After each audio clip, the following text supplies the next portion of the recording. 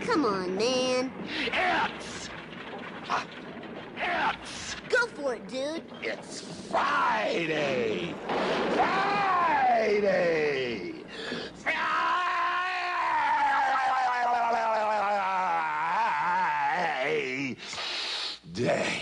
It is, in fact, Friday here on SDH AM. John, hear you there. Greetings. And no, this is not the imitation palatial studio. It is a hotel room in Rome, Georgia. And you might hear trains. You might hear Lord knows what, because there's folks out in the backyard. They were there last night. So, greetings from Rome, Georgia. I thought about wearing my Rome Emperor's gear, but you wouldn't see a whole lot of it. So I just went ahead and stuck with the network gear this morning. All right. So here's the rundown for today. We've got some stories to get into. We do have an opening kickoff, and sadly, it has to do with when fans get mad, and we'll get into that.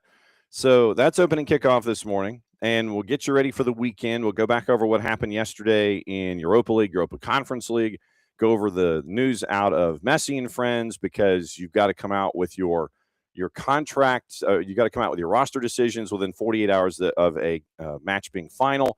And now that we're in free agency and we're in all the reentry sections and all that kind of stuff, we're going to have that kind of continually here over the next little while. So there's all of that. There are talks apparently, and they're being considered. What was the wording? Make or break talks involving Mo Salah and Arne Slot, and that is supposed to be happening. We'll get into that this morning as well. Get you ready for the weekend overseas and any other news that might come across our bow here in the next little bit. In hour number 2 or earlier, depending on guest availability, we're going to catch up. We're going to continue our series when it comes to host cities here with World Cup 2026. And it will be a visit this time to Vancouver. We catch up with host committee lead Jessie Adcock and find out about what's going on up there, where they are in their readiness plan, where they are with their infrastructure, and how ready they are when it comes to getting everything squared away for the World Cup in 6 months. So you got that to look into as well, and it's a nice wide-ranging conversation. They're no stranger to hosting the World Cup. They did so with the Women's World Cup when it was in Canada, so they've got a knowledge base. And so it was great to catch up with Jessie and find out what's going on there with them and their updates and all that kind of stuff. And we're going to effort all the host cities, and we're going to try to grab as many of them as possible twice before the tournament starts in June. And then we'll do a bit of a postmortem after with each of the host cities, find out what they learned about themselves and how they thought they did. So it'd be grading scales and things like that. So Jessie Adcock, looking like hour number 2. We'll start hour number 2 off with that. And once again, get you ready for the weekend with all the news and things. That's the official term. I apologize for low gearing this morning because of last night. And I will say this about Rome, Georgia in general, where the city has really, really grown. Really, really grown. So it is, you're trying to figure out, okay, we had a game here last night. And as Ricky says this morning, and this was accurate. Yes, Gainesville whipped Rome last night. And in catching up with folks in and around the Rome program, it's like, well, there are just times when you max out. And folks were thinking that, Rome had a great run, but they're very young and they were just out physicaled. And you saw that in Gainesville last night. So Gainesville dominant won 37-6. And if I'm not mistaken, they're going to be taking on Thomas County Central in the last championship of championships that we're going to have on GPB starting. Actually, crazy that it starts on Monday. So let's see. 349-4 for Deuce Lawrence. New single-game school record for rushing yards. So it was final 49-28. Okay, so Thomas County Central and Gainesville. That's going to be the last championship that we're going to have on GPB. But, yeah, Gainesville had over 400 yards of total offense, north of 270 on the ground last night. So it was a big win for them as they continue rolling on. And it's going to be Gainesville and Thomas County Central, the last championship on Wednesday night at Mercedes-Benz Stadium. Ricky, one of two things. And I guess this has kind of evolved into opening kickoff, brought to us by our friends at Kickoff Coffee and kickoffcoffeeco.com, where we're talking about the other football. So if you make a trek for Buford and Carrollton, let's put it this way. It's going to be for the Intergalactic Championship. I mean, you've got some polls that have Buford number one, some polls that have Carrollton number one. And it's going to be that knockdown heavyweight fight that we're all thinking it's going to be. Tuesday night, it's because remember, because of everything that Gainesville has had to deal with off the field and Georgia High School football has had to deal with off the field, they flipped the two championship games. So 6A is going to be primetime Tuesday, Gainesville, Thomas County Central primetime Wednesday. So 6 days, 6 days. Let's put it this way. If you want to track down for it, you can, for the environment and everything. I mean, you could watch it on GPB and you do it within the confines of your own home. Not that I'm saying that either is more, that one is more important than the other. You can come down and see the atmosphere. It's going to be packed. It's going to be loud. It's going to be crazy. If you want to do that, and I think it's 15 to get in the door for the championships. So if you come in for Buford and Gainesville, you come in for Buford and Gainesville. It's going to be off the charts. For the record, Nikki Noto-Palmer and I will be at Gate 2 with our set, and we will be there. So any of you that want to kind of keep an eye on the other football, feel free to do so and come by and say hi and all that kind of stuff. Gate 2, you know where the inside Mercedes-Benz, where the Mercedes-Benz is sideways. It's like, at the 45-degree angle. We're going to be like right there. The DJEU position is where we're going to be for set, and that's where we're going to have halftime and all that stuff. So we're going to be right there the entire time. If you come down, come early because it's going to be a lot of people. It's going to be a lot of people. And so if you drop by and you say hi, that's where we're going to be. A lot of folks, 1 versus 3, 1 versus 2, 2 versus 1, all that. So if you come down, love to see you. If you don't, it's going to be on GPB the entire time. So however you want to consume it, consume it. What you could do, maybe, you come down and watch and you have it on your device. That way we get to say hi to you twice. So there's that. So big win for Gainesville last night, getting ready for 1 versus 2 in the planet when it comes to high school football in the 6A championship. So 6A is Tuesday, and we have 5 flag football finals. Say that 10 times fast. 5 divisions now in flag football. And that's going to be taking up, I think it's 3 on Monday. Is it 3 on Monday? I think it's 3 on Monday. It's either 2 or I think it's 2, 2, and 1. So I think it's 2 flag on Monday, 2 flag on Tuesday, because we get an early start on Tuesday morning, and then 1 flag on Wednesday to get you ready for everything there. So it's 13 championships in 3 days. And I will say this right now. Obviously, I'm not going to be here Monday, Tuesday, Wednesday. We'll have some of the elements. Jason is scheduled to be with you. I don't know what the timing is going to be with his real-world existence and everything. So when we have a morning show Monday, Tuesday, Wednesday, Jason will be hosting. And just obviously keep an eye out on the platform for all the other interviews and tape content that we have. So looking forward to going down to the Dome, seeing hi to everybody, getting ready for the championships there. But it's going to be 13 championships in 3 days. And you're going to see, for those of you that will watch, there's going to be a credit roll of a lot of folks.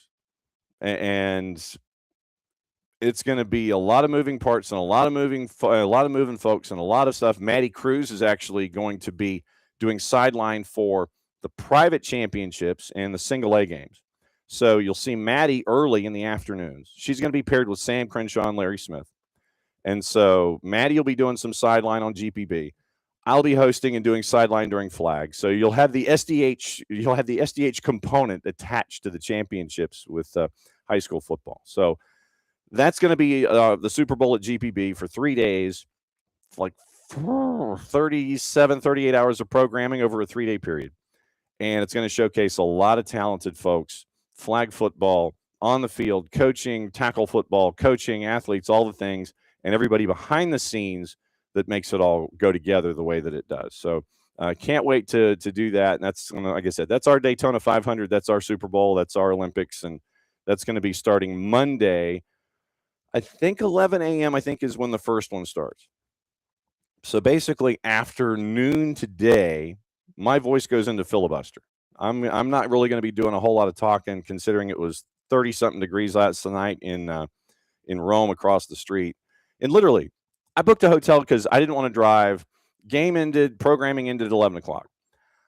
I didn't want to drive 2 hours back home, go to bed by 1:30, have to get up and be ready to go and be a shining light here this morning. So I booked a hotel room in Rome, and shows you to how much the city has grown. I booked a hotel. I'm thinking Riverwalk. Yeah, okay, great. It's literally right across the street from Barron Stadium. I love that. And so it's like I'm changing clothes before I have to go across the street to tape everything. I literally came in here to the hotel room, changed clothes, went across the street. So highly recommended if you can get away with it.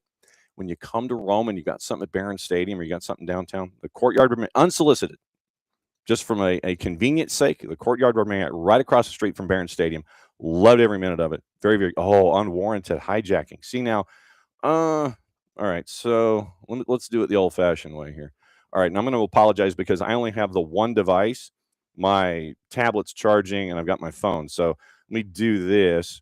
Unwarranted hijacking. Well, yeah, that's what you're trying to do. That's very ironic that you have that as a title, by the way. Unwarranted hijacking NQ. So bot next. Come on, bot. Yeah, can you give us more information? Bot. Tell us more. Viewer solicitation. Bot. There we go. 23 characters, submit report, and we're off and running. Okay. So that's done. All right. And so bot's been reported. But no, Alex, and that is absolutely true. Not supposed to hang the shirt on the sprinklers. Yeah, that would be bad. It would be something that I would do, but nevertheless, yeah, absolutely true. Do not hang shirts on sprinklers. Actually, let me check something here. Oh, it's right above my head. Okay, I was trying to figure out where it was. So yeah, the sprinkler's right above my head. If I tried to hang something there, Alex, it'd be kind of weird because it'd be hanging in the middle of the room. So there you go. Yeah, this is and Ricky'd rather have Rebecca Black. So and this lighting, I literally tried to turn that light on behind me, and it turned into too much of a fill, and it was too much light, and it kind of drowned me out. I'm sure that some folks would sit there and say that that's an improvement, but this is kind of I apologize if this is too Count Floyd Monster Chiller Horror Theater when it comes to the lighting this morning. So I was trying to figure out the best lighting and trying to figure out the best way to do it. So morning, David. Morning, Alex. Morning, Ricky. And let's see. So, and morning, Abby. I saw Abby in here early this morning. And see, now this is something that Ricky is leading on to.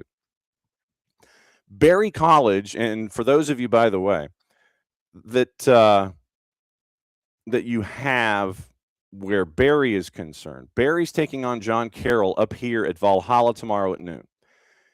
We have on the other side of the aisle the college football preview show, and we catch up with the SID at John Carroll to find out about what it was like for them to beat Mount Union last week in the snow, in double overtime, and all of the activity that was there. So we catch up with John Carroll, and we catch up with Illinois State after their big win over North Dakota State. So the college football show over at OSG Sports, the College Football X, we catch up with John Carroll. We catch up with Illinois State. And so that'll be up today, too, at some point because of the action going on tomorrow. So caught up with the sideline, Craig Birchie, the sideline reporter at Illinois State, and we caught up with the SID at John Carroll about those two games. So noon here in Rome, and if I didn't have anything to do or just wanted to sleep late, I'd probably come back up here and come watch John Carroll and Barry at noon and then wait for that. But if Barry gets a semifinal, that'd be huge. So keep an eye on that as well when it comes to Division III. Well done, Ricky. expanding our horizons as we always do. Okay. All right. That was opening something of a random opening kickoff this morning. I know that shocks you that happens. Let's see. All right. So Maddie is sitting in on conference calls. Okay. So that.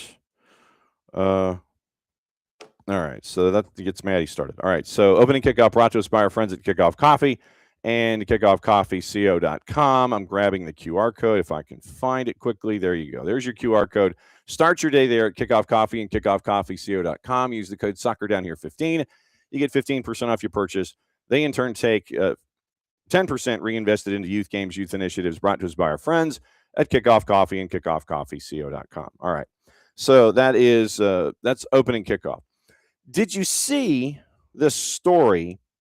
And this is kind of what opening kickoff was going to be, but did you see the story out of Finland? And it was a club got relegated, and that happens. But Finnish club FC Haka, the 9-time national champs, relegated to the second tier back in October.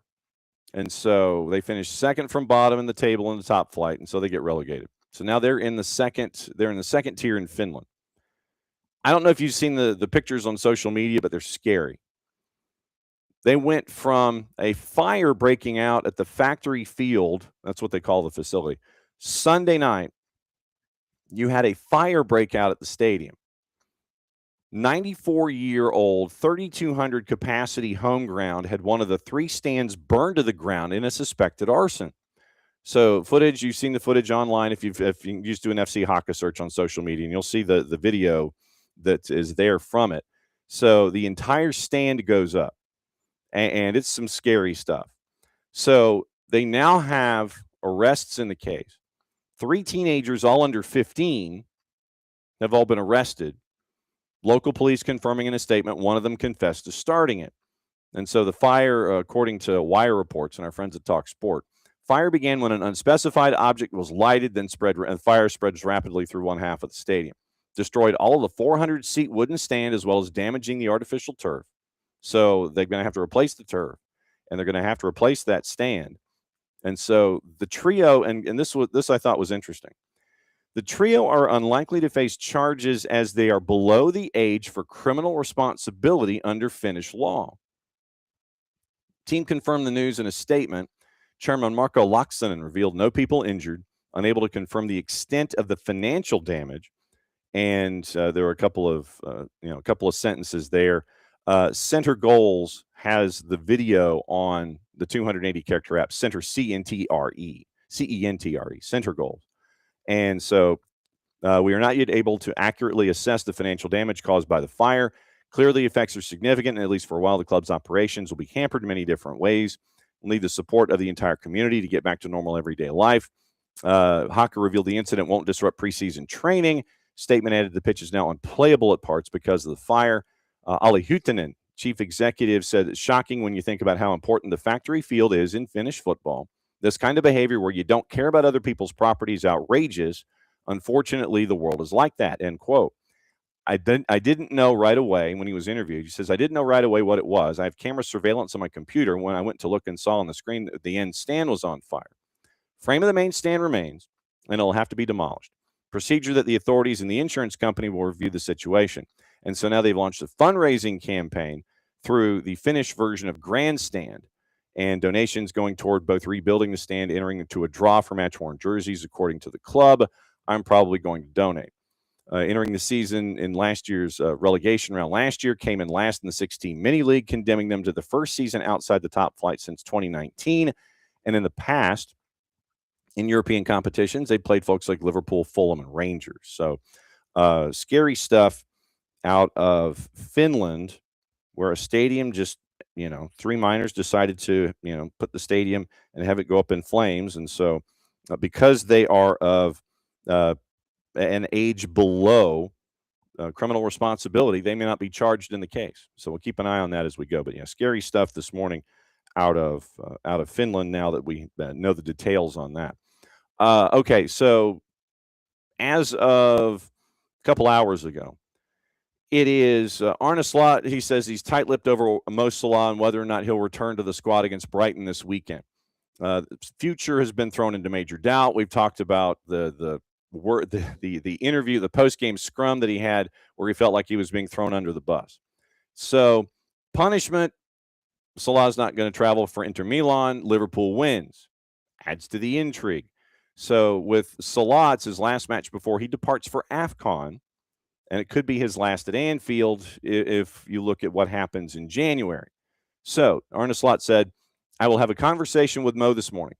The outcome of that conversation determines how things will look tomorrow. I think the next time I speak about Mo should be with him and not in here. You can keep on trying, but there's not much more to say about it. After the Sunderland game, there were a lot of conversation between his representatives and ours between him and me, end quote. Arne Slot revealed it was the decision of the club as a whole not to take Salah to Inter Milan in the midweek. He confirmed he was part of the conversations, insisted he has the final say on the Liverpool team. Quote, we decided as a club, and I was part of that decision not to take him to Milan. I'm always in contact with them, meaning sporting director Richard Hughes, chief exec Michael Edwards. But when it comes to the decision-making of the lineup or the squad, they leave that up to me. That's not to say I don't talk to them, mainly Richard, not Michael. The decision to play a player or have them in the squad is entirely up to me. Question was raised to Slot. Do you want him to stay? Quote, I have no reasons to not want him to stay for a double negative. This club has won a lot of games with him, end quote. So that's the double negative there. I have no reasons not want him to stay. Just, I would like for him to. I guess that's how you would translate it. I'd like for him to stay. But if the situation is untenable, keep an eye on that. Untenable in the eyes of one side or the other or both. But right now, as of the press conference this morning, once again, they're going to have the talk of talks, probably capital T on both, the talk of talks with Mo Salah and Arne Slot and figure out where their future is. So coming in this weekend could be the last go-round for Mo Salah at Anfield, could be the last go-round for Mo Salah at Liverpool.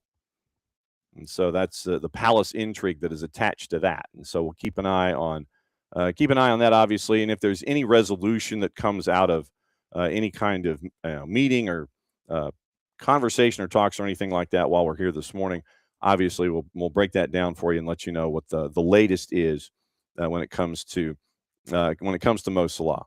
So juice boxes. Since we are discussing Premier League, we'll get into juice boxes here and do your weekend preview of the Premier League. So here's your juice boxes. Once again, 4 matches tomorrow. Chelsea and Everton. Chelsea favored at a -149. Everton a +417. Liverpool a -145. Hosting Brighton at Anfield at a +358. 12:30 Burnley and Fulham at Turf Moor. Burnley is basically a +300. Fulham is a -105. Arsenal and Wolves. Arsenal a -769. A -769. Yeah, I went ahead and said it. A -769 for Arsenal, +776 on the draw. And you end up with, you end up with Wolves at a +2243 in the composite, courtesy of our friends at Odds Portal. So, +2243. 2243. So that's what you have with Arsenal and Wolves. 5 matches on your Sunday, and you do have Monday Night Football. On Sunday, Crystal Palace and Manchester City. Manchester City favored going to Crystal Palace and to Selhurst Park at a -118. Crystal Palace a +305. Nottingham Forest, and these are all 9 o'clock starts on Sunday morning, Eastern time for us. Nottingham Forest and is favored at home against Spurs at a +156. Spurs a +177. Draws a +233.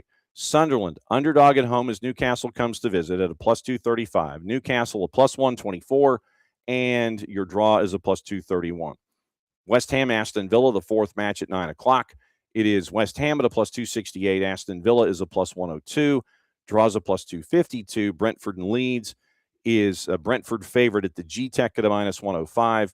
Draws a +259. Leeds is a +291. Obviously, Manchester United, Bournemouth. We'll discuss this one again on Monday. Manchester United minus 120.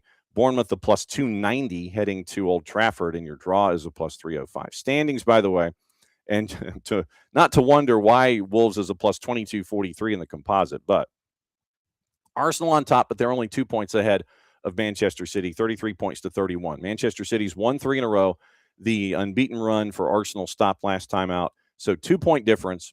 Each team has won 10 of their first 15. Villa is third. They've won 5 in a row, 9-3-3, 30 points. Crystal Palace has won 3 of 4. They're at 26 points. They're in fourth right now in the Prem. Chelsea is fifth at 25 points ahead of Manchester United on goal difference. Everton's at 24. Then you've got Brighton at 23, ahead of Sunderland on goal difference, ahead of Liverpool on goal difference. 20, and that gets you to 11th. Spurs at 22, Newcastle at 22, goal difference. Bournemouth is 13th at 20 points. So basically 4th through 13th, 10 spots separated by 6 points. And really, if you want to get into real minutia, you're looking at Crystal Palace to Newcastle, 9 teams separated by 4 points, 4 through 12. Then you've got Brentford at 14th. They've lost 3 of 4, but they're at 19 points. Fulham has lost 2 in a row. They're at 17. Leeds has hit each column once in their last 3. They are at 15, ahead of Nottingham Forest on goal difference. Nottingham Forest have lost 2 of 3, by the way. And then right now, relegation zone is West Ham, who's drawn 3 of 4. Burnley, who's lost 5 in a row. They're at 3-1-11. And Wolves, by the way, Wolves, here's why they're a plus 2273 for their matchup this weekend, among other reasons. Wolves, no wins in their first 15. 2 draws, 13 losses. 8 goals scored, 33 allowed in 15 matches. Goal difference of minus 25. Minus 25 in goal difference. They're not good. And so Wolves right now is 2 points on track to be one of the worst Premier League sides in league history. 0-2-13. Only scored 8 goals in their first 15. So they're averaging about half a goal a game. And until they scored against Manchester United on Monday, they had gone 9 hours since scoring their last goal. 9 hours. 540 minutes, longer than that, before they scored Monday Night Football. Didn't work out, but at least they did score. Snap that streak of 540-plus minutes of not scoring. So that's, Wolves is just not good this year. So you've got that heading up this morning. So that's your rundown of everything in the Premier League. I should fix my posture. Let me know about these kinds of things. So posture and all that. So that's your rundown of the Premier League and how it all lays out. Give you a couple of notes from press conferences this morning. It's the last opportunity to make sure that you are gassed up, ready to go where the Prem is concerned. Colo Torre has offered an update on Pep Guardiola, who missed his press conference because of a personal issue. Colo Torre says Pep's fine, small matter, didn't bring him here, but everything's fine. He'll be back for the Palace game for sure. FA Cup third-round TV schedule was released. Crystal Palace's trip to Macclesfield has been selected as one of the 8 third-round ties shown on TV in January. Friday, January 9th, Wrexham and Forest, Macclesfield Palace, Spurs and Villa, Charlton and Chelsea. Those have been selected. Obviously, all the FA Cup matchups here domestically will be on Paramount Plus. January 11, Derby and Leeds, Portsmouth Arsenal, Manchester United Brighton, Liverpool and Barnsley, Monday Night Football on the 12th. Mikel Antonio is training with Leicester as he's looking to find a new club. Antonio currently a free agent, leaving the London Stadium after his contract was done in the summer with a 10-year run with West Ham. Broke his leg in 4 places after the car crash, remember, a year ago. Hasn't played competitively at the club level since then, but did turn out for the Reggae Boys during the Gold Cup over the summer. West Ham opted against extending his stay in East London, yet allowed him to continue his rehab, and he even had him work with the U21s when they played Nottingham Forest back in August. 35, doesn't want to retire, but he wants to come all the way through and see that if he still can, physically keep up with everybody. And so that's why right now he's working with Leicester, and we'll see if the team in the championship will pick him up. Enzo Maresca named Premier League Manager of the Month for November. Cole Palmer's return, cause for celebration there. Liam Delap set to miss up to 8 weeks with a shoulder injury, according to TalkSport. Chelsea striker tore the shoulder ligaments in the goalless draw with Bournemouth, And quoting Maresca now is, for him, the focus is to recover. It's a base inside the building every day just to try to recover with teammates. A matter of time now, and he will be back. Fabian Hertzler asked about Evan Ferguson's loan to Roma and if it's going to be ended early. Scored twice in Roma's 3-0 win away over Celtic in Europa League last night. We'll go over Europa League and Conference League numbers coming up in a sec. Hertzler replied, quote, Evan is a player for us. That's why he will always be an option. At the moment, he's on loan, but we follow it. We're pleased with how he performed yesterday. Of course, we all follow it, so definitely he might be an option. So basically, that sounded like either a non-committal committal from Fabian Hertzler or a non-denial denial.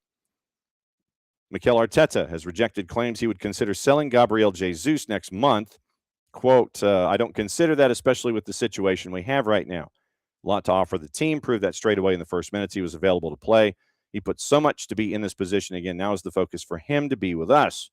Andoni Iraola has defended Antoine Semenyo for his goal drought amid transfer speculation. He's got a £65 million release clause that is active in the early part of the January window, broken down as a $60 million guaranteed and a $5 million in add-ons. Clause was a deal breaker when Semenyo signed the new contract over the summer, means a midseason exit is out of Bournemouth's control. TalkSport understands Semenyo would not have extended without the ability to leave in the next two windows. 6+3 this season, but none of those goals have come in his last 6 appearances.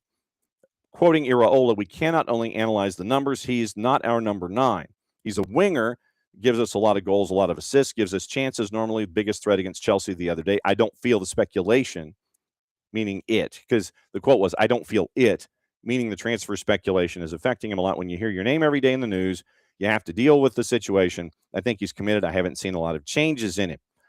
Arteta has insisted that the goals will come for Victor Gyökeres, who's managed 6 in 18 appearances. Quoting him this morning, the goals will come and we'll be very pleased with him. Arteta also refused to give much away when asked about a number of players that are currently on the sidelines. Saliba, when he was asked about Saliba, we have to wait and see. He hasn't trained with us yet. Jurrien Timber, depends on how he feels today. Declan Rice, let's see how he is today. Trossard, another one that's a matter of days. So you have Mikel Arteta with 4 guys he was asked about. Saliba, Timber, Rice, and Trossard. We will see, basically. So he ain't giving nothing away to nobody. And so Arne Slot, when he was asked about Mo Salah, asked about other things, claimed he's almost happy that Liverpool are out of the Carabao Cup due to their current squad depth. Cody Gakpo and Wataru Endo set to be sidelined for weeks. Isak picking up a knock in the first half against Inter Milan. Jeremy Frimpong already in the treatment room. And then we mentioned Mo Salah. So Slot says it's helpful in the upcoming weeks that we won't play as many games as we did until now. And whether or not they could be addressed in January, we'll keep an eye on that. So Celtic. Now, and this is a thing that's bugging me. And keep an eye on this. Celtic are at risk of Europa League elimination after having suffered a 3-0 defeat at home to Roma. All 3 goals during the first half. We mentioned Evan Ferguson, Liam Scales with an own goal. 3rd Europa League defeat of the season, and they now sit 24th, the final playoff spot. Should they finish between 25 and 36 in either league, you're out early. Champions League, Europa League, Conference League. If you're 25 through 36 after the group phase, you're done. And so Bologna and Utrecht are the opposition in January. And I've seen on social media, and this is me getting on my soapbox here a little bit.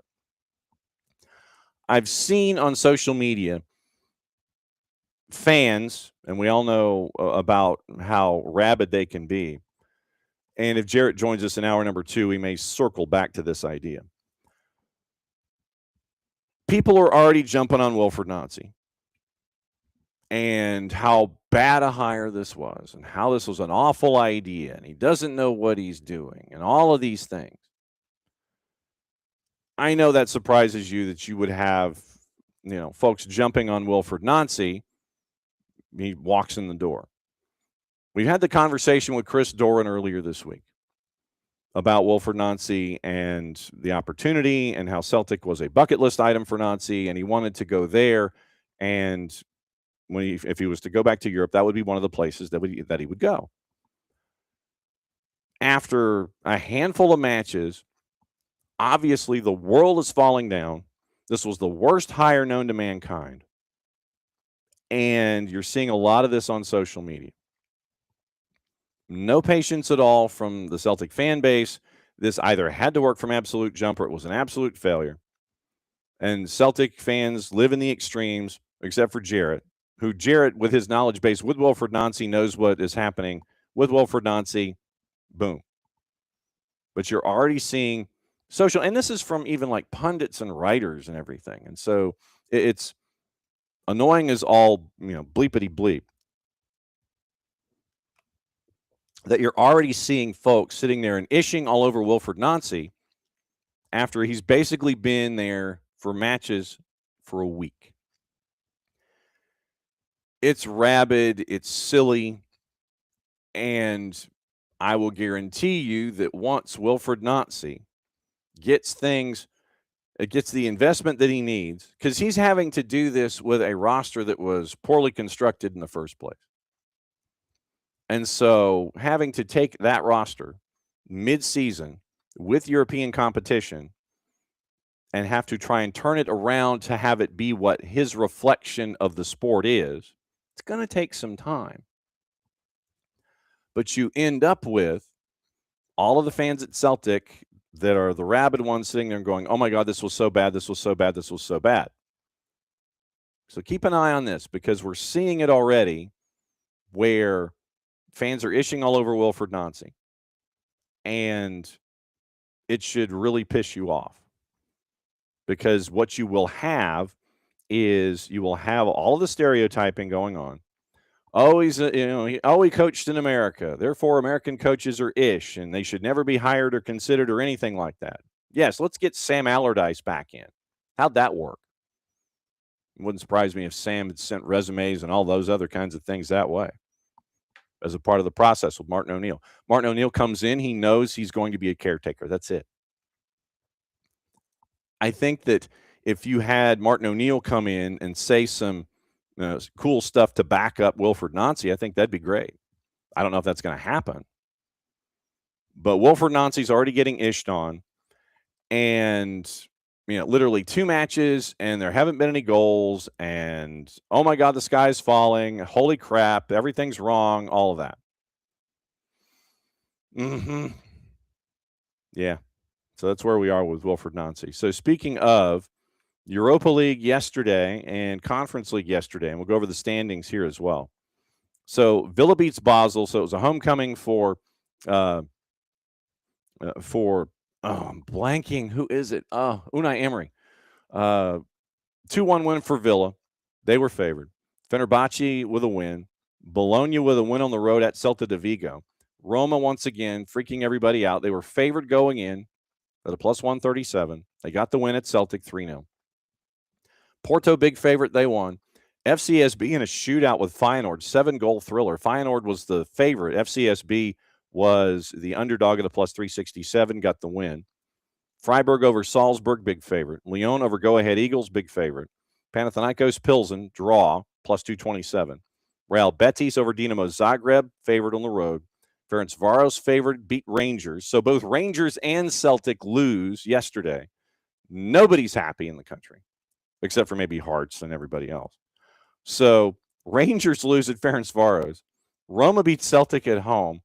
2 of the top teams in Scotland. They're just getting I can just imagine. I can imagine what all of that nonsense was about in the morning talk shows with that. Goodness gracious. You see what that's like. Season's over. Sky is falling. Oh, my God, oh, my God, oh, my God. Ludogorets and PAOK, a 6-goal draw. Midtjylland, favored at home, beat Genk. Braga, favored on the road, beat Nice. Red Star, favored on the road, beat Sturm Graz. Nottingham Forest, favored minus side, beat Utrecht on the road. Stuttgart, big favorite over Maccabi Tel Aviv. Young Boys beat Lille. So that was league phase. So standings, just so you know, once again, we discuss how things are for Celtic going off the rails. Lyon still has not lost. You have 3 teams at 15 points. Lyon, Midtjylland, Aston Villa. Goal difference is the separator. 3 teams at 14. Betis, Freiburg, Ferencvaros.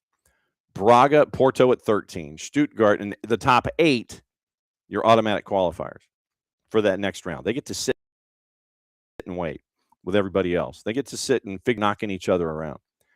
Stuttgart, Roma, 12 points each. They've won 3 in a row. Goal difference, the separator. Nottingham Forest, Fenerbahce, Bologna, both they're all at 11. And you've got to go to like the 19th tiebreaker for Fenerbahce to be ahead of Bologna right now. Same number of goals scored, same number of goals allowed, all of the stuff. Goal difference is the same. That gets you to 13.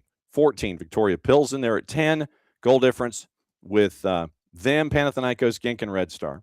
9 points, PAOK and Celta de Vigo, who've lost 2 in a row to drift all the way back to 19th. Lost 3 of 4.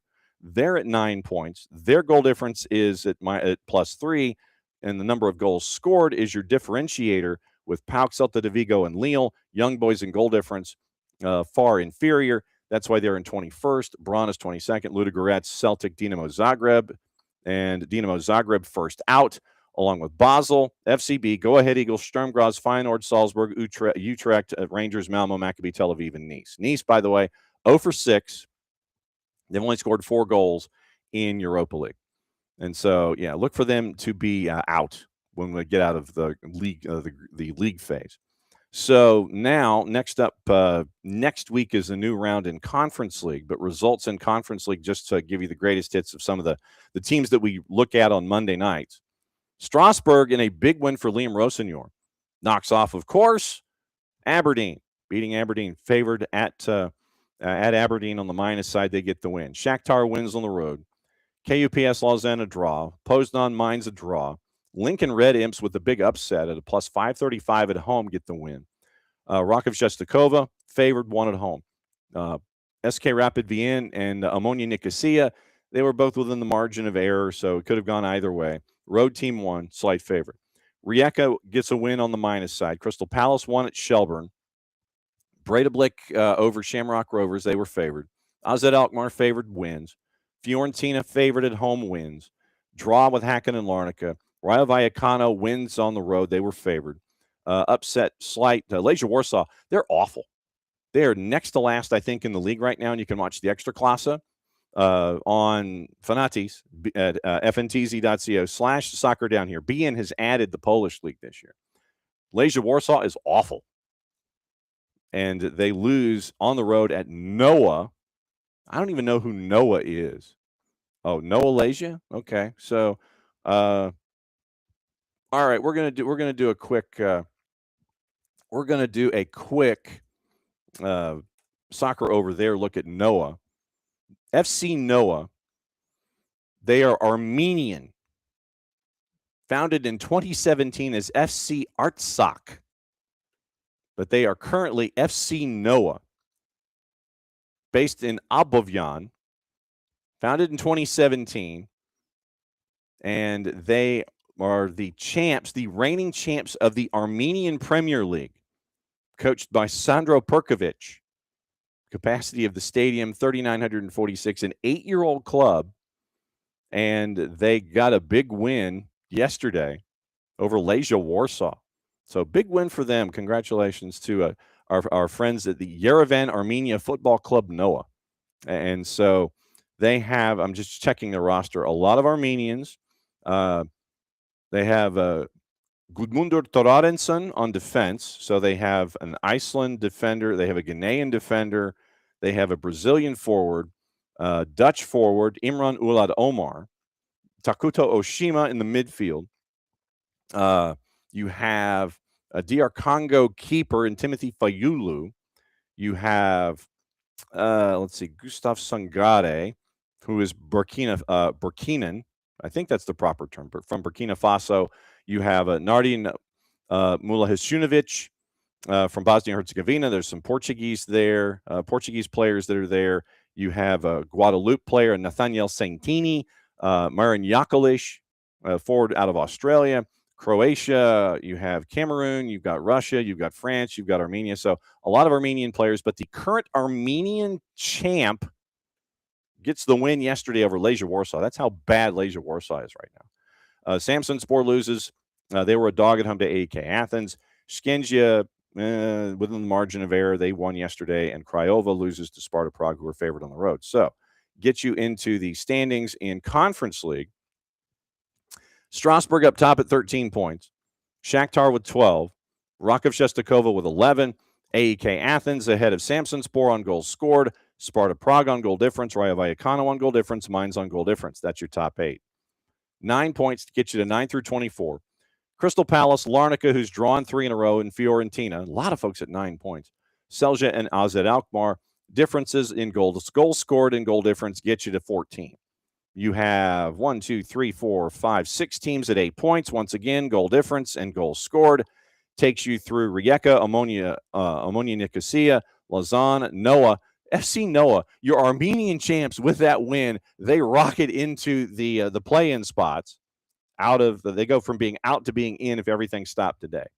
Jagiellonia, Bialystok, and Drita. Then they get you to 7 points. Like Poznan, Skengia, Olomouc, Craiova, Red Imps with their win. They're now in the play-ins, and so that's your top 24. Those who are not involved. If everything ended today, they'd be going home. Some of the big names: Dynamo Kyiv, Haken, Legia Warsaw, Slovan Bratislava, Aberdeen. Aberdeen, by the way, 5 matches, no wins, 2 draws. They are 33rd of 36. 3 goals scored in 5 matches. Shelburne 34. Shamrock Rovers with our friend Pico Lopez from Cabo Verde. Right now, they have 1 point in 5 matches, and SK Rapid Vienna is dead last with 5 losses. 2 goals scored, 13 allowed, and minus 11 goal difference, no points. They are 36th. So that's your rundown before everybody kicks back in next week with a new round in Conference League and in Europa League. Morning 4 card. Glad you could be here this morning. Like I said, I apologize ahead of time for the low gear of the voice, but yeah, having been in 30-degree weather last night, it was trying to get through it. I had 5 layers last night. I had 5 layers on, and it took me like 10 minutes to completely take everything off last night when I got back to the hotel. So low gearing it today. Monday, Tuesday, Wednesday, once again, reminder, since I'm going to be at Mercedes-Benz, it will be Jason in some form or fashion doing morning shows and things like that. We'll find out about guests and things like that as we go. But Monday, Tuesday, Wednesday, I'll be back next Thursday to get you ready for the weekend once again. But yeah, Monday, Tuesday, Wednesday in some form or fashion. May not go the full 2 hours. Don't know. Just depends on how much is going on and guests and things like that. So Monday, Tuesday, Wednesday, in some form, the morning show will exist. Could be just morning espresso, but once again, set your notifications, and then that way you'll know what it's going to look like, and then everybody will be caught up to date on anything and everything going on the planet as we go here when it comes to what we talk about every single day. We mentioned Rodrigo de Paul, and we mentioned the moves that Messi and friends had to make. Once again, 48 hours, I think. It's either 48 or 72. You've got to make your decisions after your championship win. That last 2 teams play, you've got to make your decision. So Messi and friends make their decision on players after the season was up. And so the biggest one came in with Rodrigo de Paul. They're picking up the option. Looks like it's going to be in the neighborhood of $17 million to keep him. And so Rodrigo de Paul will stay going forward. So guaranteed contracts for 26. Noah Allen, Tomas Aviles, Israel Boatwright, Yannick Bright, Falcone, Frey, Tyler Hall, Lujan, Messi, Morales, David Ruiz, Silvetti, Segovia, Ustari. So Oscar Ustari guaranteed for 26, already under contract. Auction exercised Rodrigo de Paul. Declined Fafa Pico, William Yarbrough. No real surprise on Yarbrough, considering that he was really the 4th keeper that they had. So the way that it worked was you had Drake Callender. Callender gets injured. Then you bring in Oscar Ustari, and you bring up Rocco Rios Novo. We remember Rocco from Messi and Friends 2, getting a couple of reps there, and then now he's up with the parent club. Then they bring in William Yarbrough because of competitions, injuries, what have you.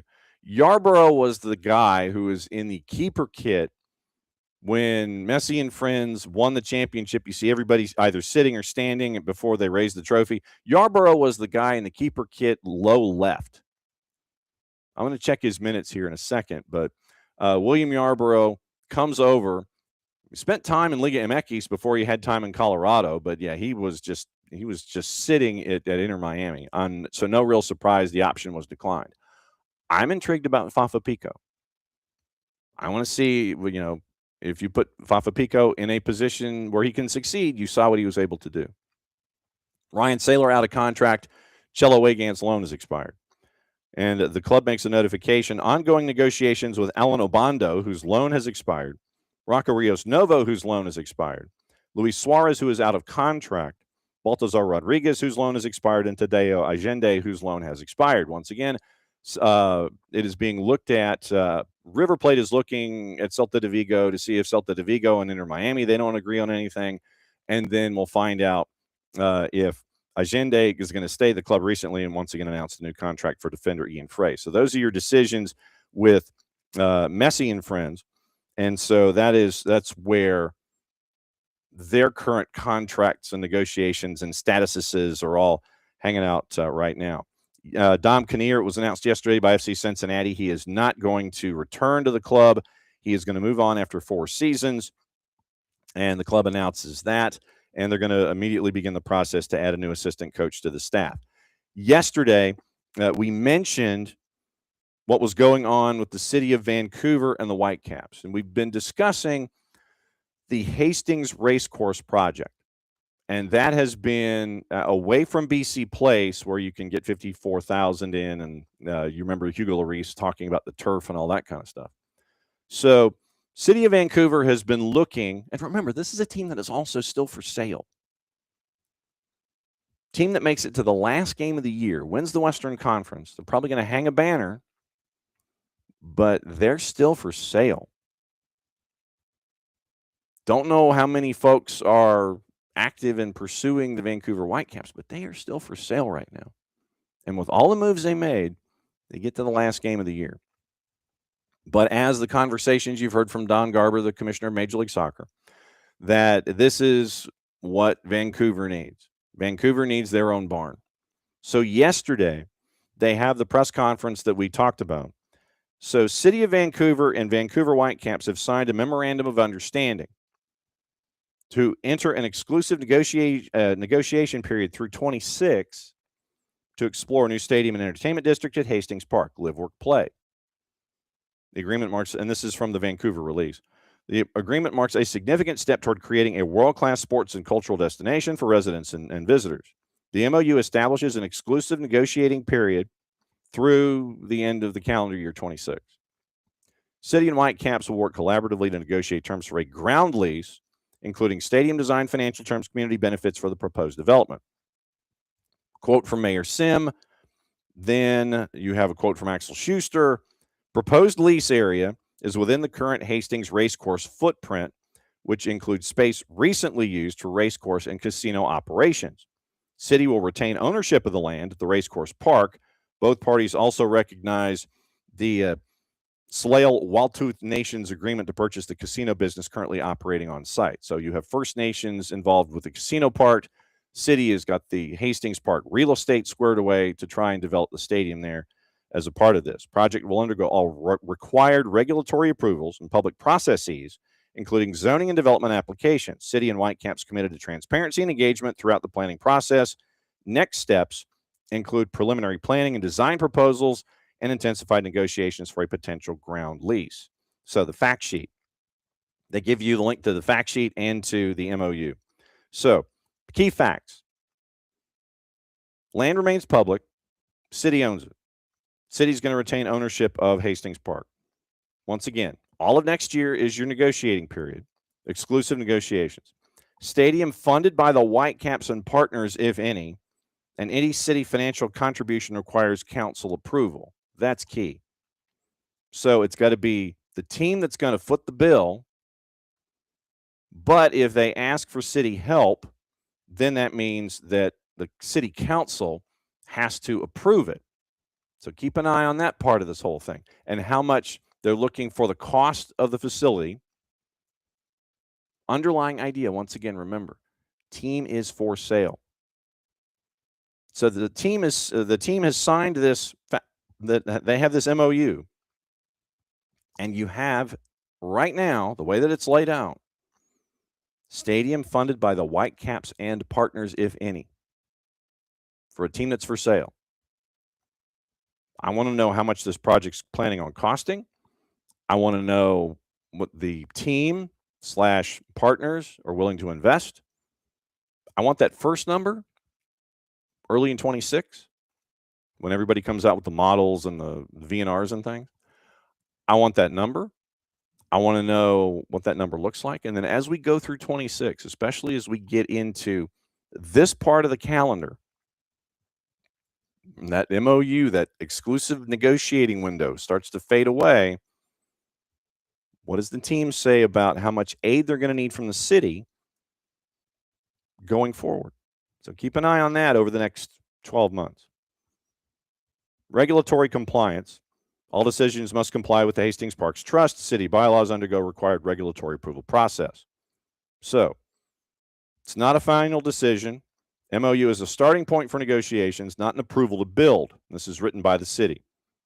Any proposal requires city council approval. City's keeping ownership. Once again, Hastings Park. We've discussed that. And why Hastings Park? Unique opportunity to create a sports and cultural hub, enhancing community amenities, leveraging existing infrastructure.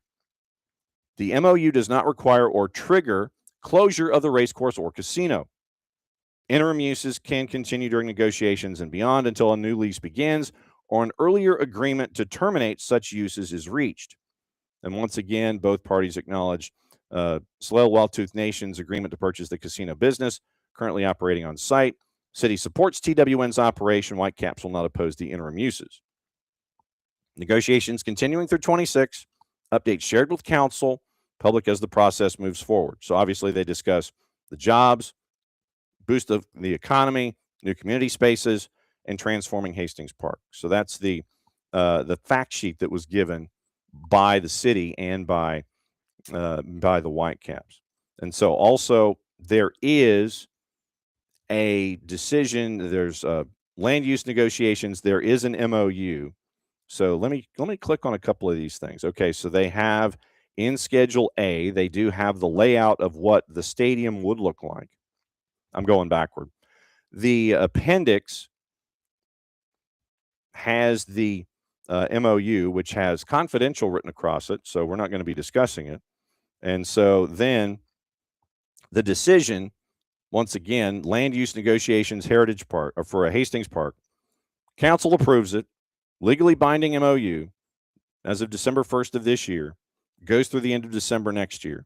Exclusive negotiating period, Hastings Park, Schedule A, and that was the graphic that they have as a part of the MOU that's got all the lines and where the stadium would be and all that kind of stuff.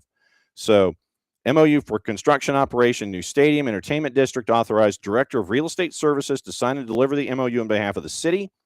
Further that, subjected to the approval, council authorizes public release of council's decision with respect to B only and direct staff to communicate council's decision to Tsleil-Waututh Nation. So that is the rundown from that's the rundown from Vancouver as to what their next steps are when it comes to a stadium away from BC Place. It's a big idea. I love the idea of them being in BC Place, being 54,000, being loud and crazy. I haven't seen anything about how big the stadium in Vancouver at Hastings Park would be as a part of Live, Work, Play. I hope it's north of 30, so that way it can have that consistent audience that we talk about. If it's 20 to 25, like Dillon Butler Estates in New York, a little too small for me. Make it 30, 32, somewhere in there. Then I think you're on the right path. A couple of other notes. Let's see. Macaulay Akale has signed with Lou City after being at New Mexico United. And a lot of folks might remember Macaulay Akale returning to the U.S. and being a part of Tormenta, where he won a league title back in 22. So Macaulay Akale goes from Tormenta to New Mexico United. Now he's going to be at Lou City. So Lou City is just getting all the people. FC Cincinnati this morning announcing that teenage Hadebi has been added to the Zimbabwean roster for the 2025 AFCON. And so you have those announcements with roster decisions that are coming out as well. So we'll see what all of that looks like. And I'm sitting here and I'm trying to see if there's anything else that has popped up this morning. And I don't think they have. So I think we might be okay for the moment. So what we're going to do, since we mentioned Vancouver, it's a natural jumping in point. What we're doing this year is that while we're getting ready for the World Cup here in 2026, and I agree with you, Alex, absolutely. I'm glad that they gave Ian Frey the extension, because Ian Frey has been a favorite of ours. And with everything that he's gone through, to get to this point to where he gets the extension, it's good faith from Messi and friends to sign Ian Frey. I love that. But with all of the host cities that we have here getting ready to host the World Cup in 6 months, we're taking a tour and we're catching up with as many of them that will get back to us as possible. And we're going to find out where they are when it comes to their progress reports. We're going to try and visit them twice before we get to the World Cup itself. Then after the World Cup, we'll catch back up with them.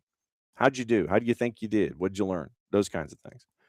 The interview that we did with Toronto, that's up on the network. So starting now, the interview with Vancouver will be up on the network. And we caught up with host committee lead Jessie Adcock and found out what's going on with them as they're getting ready as well. So the Vancouver Whitecaps story in Hastings Park, natural transition for a guy who's barely awake.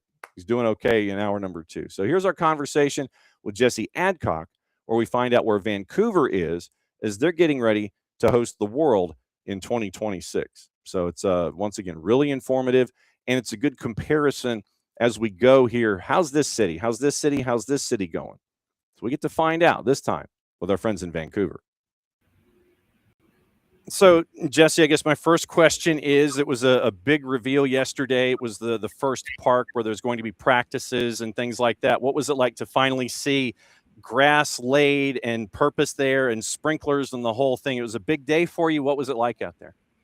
It made it all feel really real. There's been people working on this project, if you date back to when Vancouver won the bid. So, it started off with the bid team and then it slowly moved on to adding a couple here and there. I joined the team about 2 years ago, and a lot of what we've been doing is, making sense really of like what's coming our way, what do we need to do, what are the schedules, and yesterday and this weekend actually very much felt like the starter's pistol went off. Like all the planning was sort of evaluated in that moment of time, or that 48 hours of time that was this weekend, and seeing that, grass, and we mentioned this in one of our press conferences yesterday, 97.5% complete, on budget, ahead of schedule, just really made us feel confident, that we are up to this and that we are going to do a good job. So for me, it was, the first kind of test of readiness. And it was also a moment of pride as a leader, to see that the team, even though we've, had major events like the Olympics and we've had really high profile concerts, like the last Taylor Swift Eras concert took place in Vancouver. And, recently we held the Invictus Games. The World Cup is kind of a different entity. And so it involves a lot of guesswork, and yesterday just really made me feel good about the work that we had done and the ability to complete the work that's left ahead. No stranger to World Cup formats because of the Women's World Cup that was a part of the hemisphere when it was here. I guess, how different a city is Vancouver when it comes to infrastructure, hosting, knowing what's coming since the Women's World Cup? How different a city is it? How much was learned? And where do you think you are at this point? Yeah. I used I think I coined a term yesterday. I called it a layer cake of legacy. Really every time you do one of these large, events, you not only build up infrastructure, but you build up capability too. You upskill your talent, you create opportunities for innovation, you make your local companies more competitive, you create talent pools. You create companies that can service the needs of these major global sporting events. And what I really felt yesterday was that, we have taken the legacy and the foundation that has been built by every event, and we're building on top of it. So, I've never felt like we were starting from scratch. I felt like we were building on top of something, and that we had to live up to the previous events that we've hosted and done a really good job of hosting. How many people are we talking about here? I guess in the host committee itself, how many different committees are within the committee to make sure whether it's infrastructure, transportation, volunteer, all these kinds of things. How many moving parts are there in this jigsaw puzzle that leads to this layer cake of legacy that you're creating here? Yeah, I call it the biggest group project ever. I love to tell my daughter, like, don't be put off by group projects in school, because I tell you, like, as your career progresses, that they only get bigger and bigger.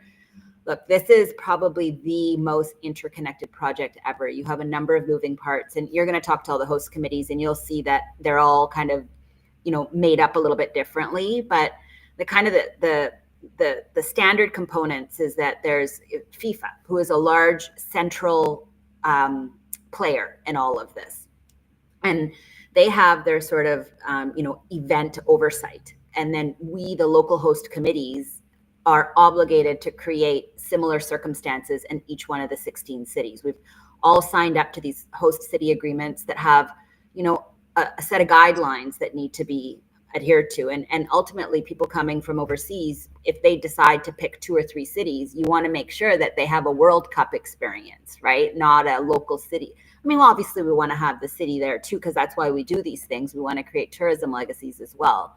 But in the case of Vancouver, this is very much sort of a government-led initiative. We've got the government of Canada and the province of British Columbia, who are generously ensuring that we have the resources that we need. You have the city of Vancouver that is sort of acts as the key delivery agent here. But we're also working with our transit authorities. We're working with 18 core security agencies, not to mention the international cooperation. We're working with our destination marketing partners. We're working with, we've got our fan festival happening at one of the most popular parks in the city, the Pacific National Exhibition that takes place. And so we're working with them.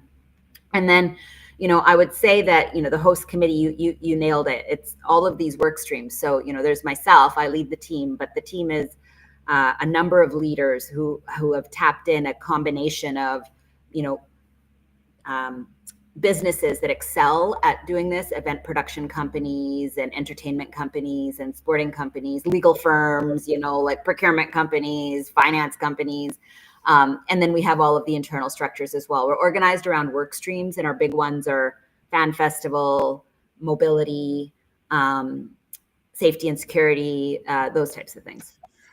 This to me sounds like one of the largest PDF files or Excel spreadsheets humanly possible to try and get everybody on the same page for all of these kinds of things. I mean, this is how big do you have to rent out do you have to rent out BC Place or the old P&E Coliseum to sit there and get everybody? Do you have to go to like Abbotsford or something to have everybody under one roof to make sure that you're all talking in the same space? How does this work with all of these different places and all this communication? Yeah, it's really interesting. It is really like a project management masterclass. Like, communication is really essential. And one of the really interesting things about this is if your structure is not right and you can't convey the communication effectively enough, you're not going to be successful, because a lot of what happens in this tournament is dynamic. So, for example, 48 hours ago, we just found out the teams. And so you need to be able to assess, analyze, and compute based on that information, like, very quickly.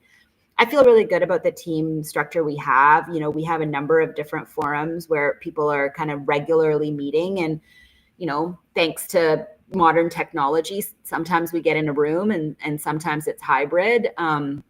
But we regularly have, over 100 people on the leadership positions talking every other week, talking about what's the latest in every work stream, what's new, incoming from FIFA, what's happening, just with the teams, et cetera, and doing change management, to use project management lingo, but, change managing on the go. When it comes to the fan experience, transportation, the conversation that we had with Toronto, the times that I've been there, dealing with traffic coming from Pearson, you're coming down the QEW, you're going into town, and it is gridlock. And they're trying to figure out ways around that. They're trying to introduce folks to public transportation and TTC.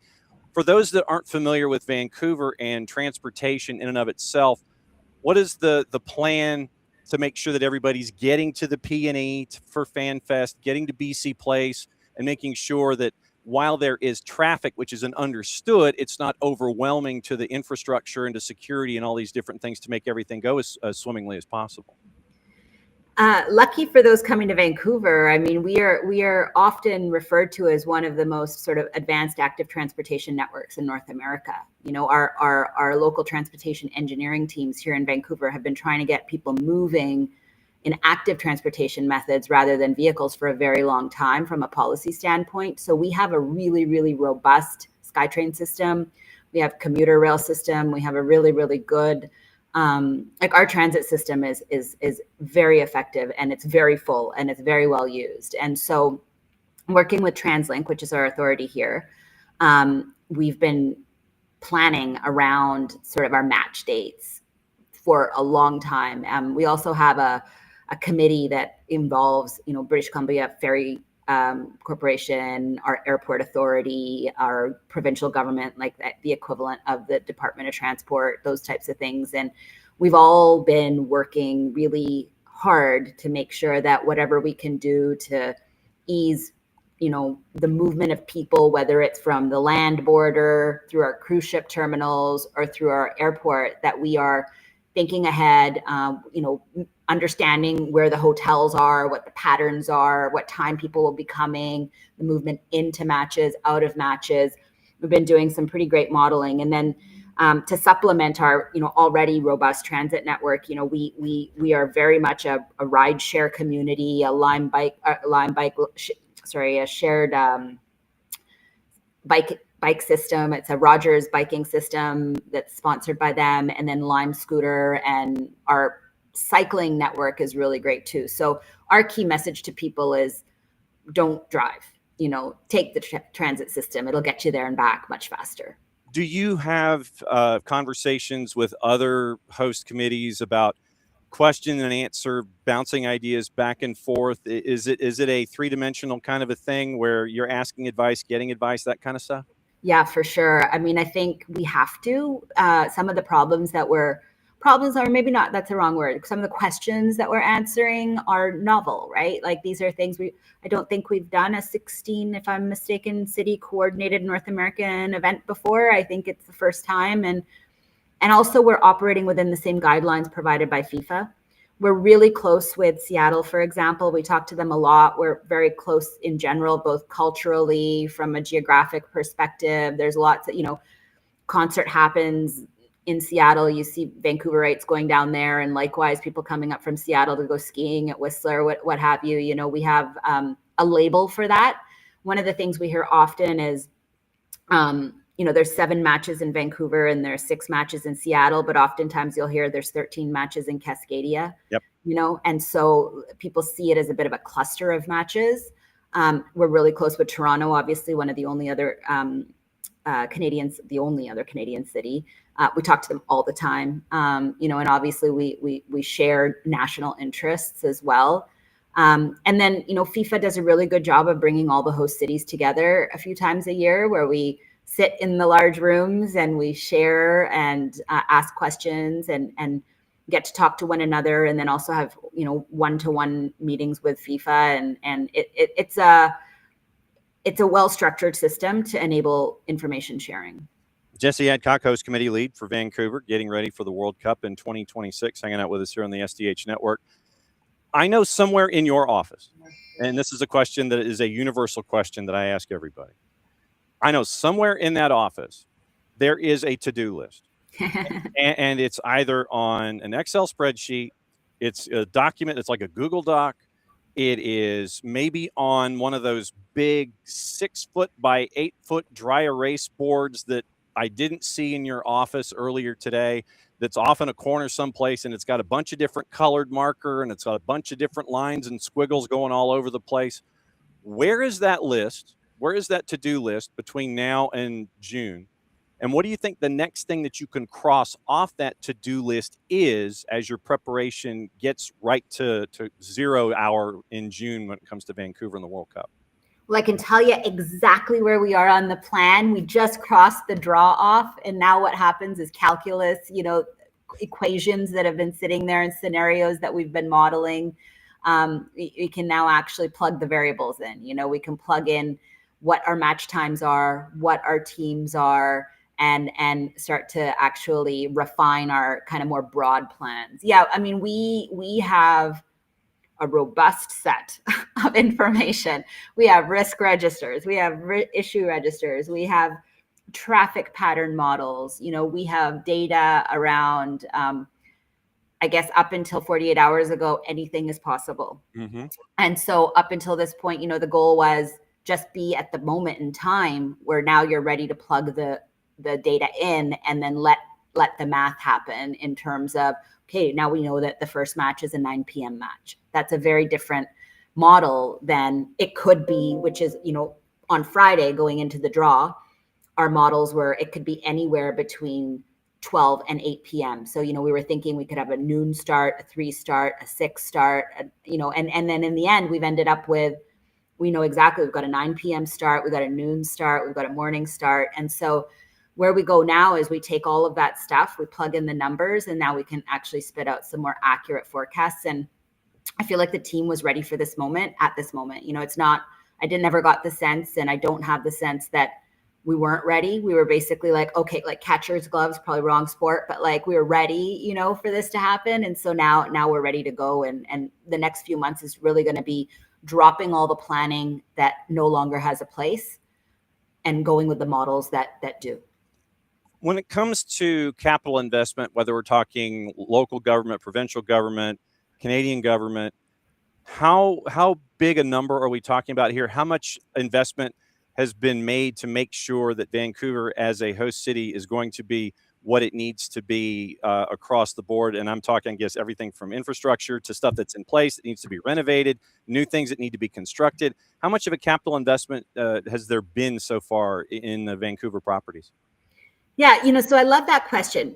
The way we always ask that question is people always want to know how much is it going to cost? And we don't often figure out like the revenue side of the equation either, right? So yes, there's a lot of investments that are made, but we also have like revenue sources. We're going to be making money at the Fan Fest. We're also going to, we have a commercial program that we're able to generate revenue off of. For example, like we have a revenue share with FIFA on certain things like our merchandise. And so between everything we net out between, it's a range up until this point of $85 to $145 million net. So that's taking the costs and then netting out the revenues.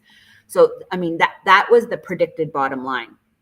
That said, we've only been planning up until this point. So, we shared yesterday that the pitch that, for those fans that are following, we shared that it was a $24 million investment and that it was, relatively complete, ahead of schedule and on budget. Unlike that, a lot of the costs that we're going to incur have yet to be incurred. In terms of the stadium investment, that's one that I'd prefer the stadium talks to, but those numbers are pretty out in the public. And I will say that stadium is a world-class stadium, and it's hosting world-class events. And without those investments, we don't attract the events that we're attracting. So they're much needed infrastructure upgrades and they're much needed investments. And I have no doubt that, some of the economic modeling that's been done has shown that the event is going to have over $1 billion of productivity, in the province. And there's been some economic studies done that say that it'll be double that. And I have no doubt that it will. When it comes to volunteers, and I know that they are a key part of the process, Toronto had, I think, 6 figures worth of volunteers for like maybe 5,000 volunteer spots. What has the response been from the community and from the province and really from Cascadia to want to be involved as a volunteer to help the process out from a manpower and boots on the ground kind of approach? It's really fascinating. So the volunteer slots have been almost as competitive as tickets, I will say. So in our case, we're looking at about 3,500 volunteers, 3,800 volunteers that we're going to need locally, and we're working with FIFA on the volunteer program. And we really enjoyed watching the applications go through all summer because you could see that Vancouver and Toronto, I mean, I know like I didn't keep track of all the American cities and where they were on the leaderboard of that, but like Vancouver and Toronto were consistently top 3 in terms of domestic and international interest for volunteer positions. So that tells you something about people wanting to visit your city. So super proud about that. We're now starting our volunteer tryouts. So we've got folks coming in, and we're starting to try out people for leadership roles in the volunteer corps. And in the new year, we'll start to, put out offers and assignments and that type of thing. But again, the interest to become a volunteer far outweighs, or is far less than the demand to be a volunteer. And I mean, it is one of those where you feel like you've almost gotten a different kind of golden ticket when you get to become a volunteer for your city or wherever it is.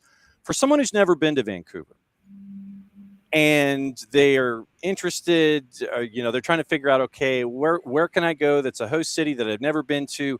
Why should someone go to Vancouver to see matches at BC Place and be a part of the experience there in British Columbia province? For someone who's never been, why should they go?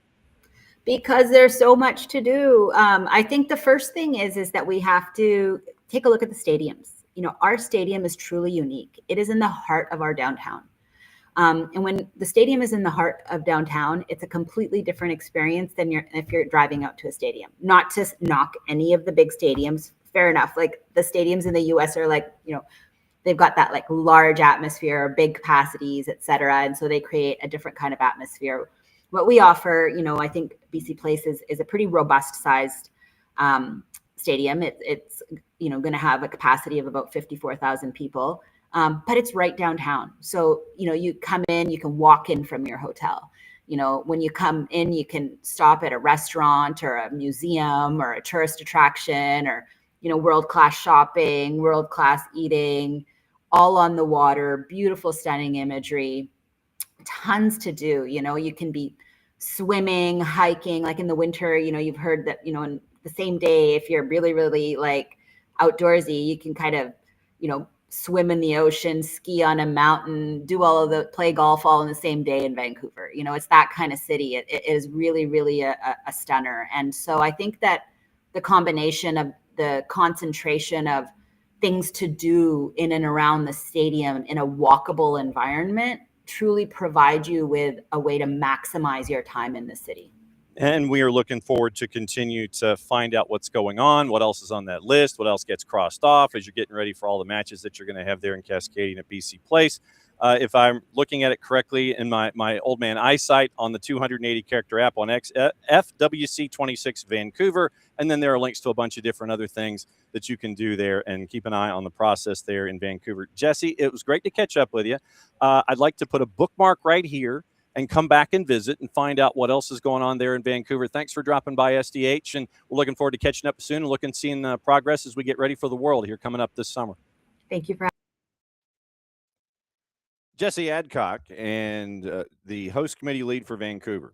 And I am not Jessie Adcock, so I'm going to go ahead and get rid of that right now. So that's what we're doing with all of the host cities that can come across our bow. We sit there, we reach out to them all. We sit there and it's like, hey, we want to tell everybody what's going on with your city. We want you to share notes. We want you to let everybody know about your process, all those kinds of things. And so the interview with Toronto is up.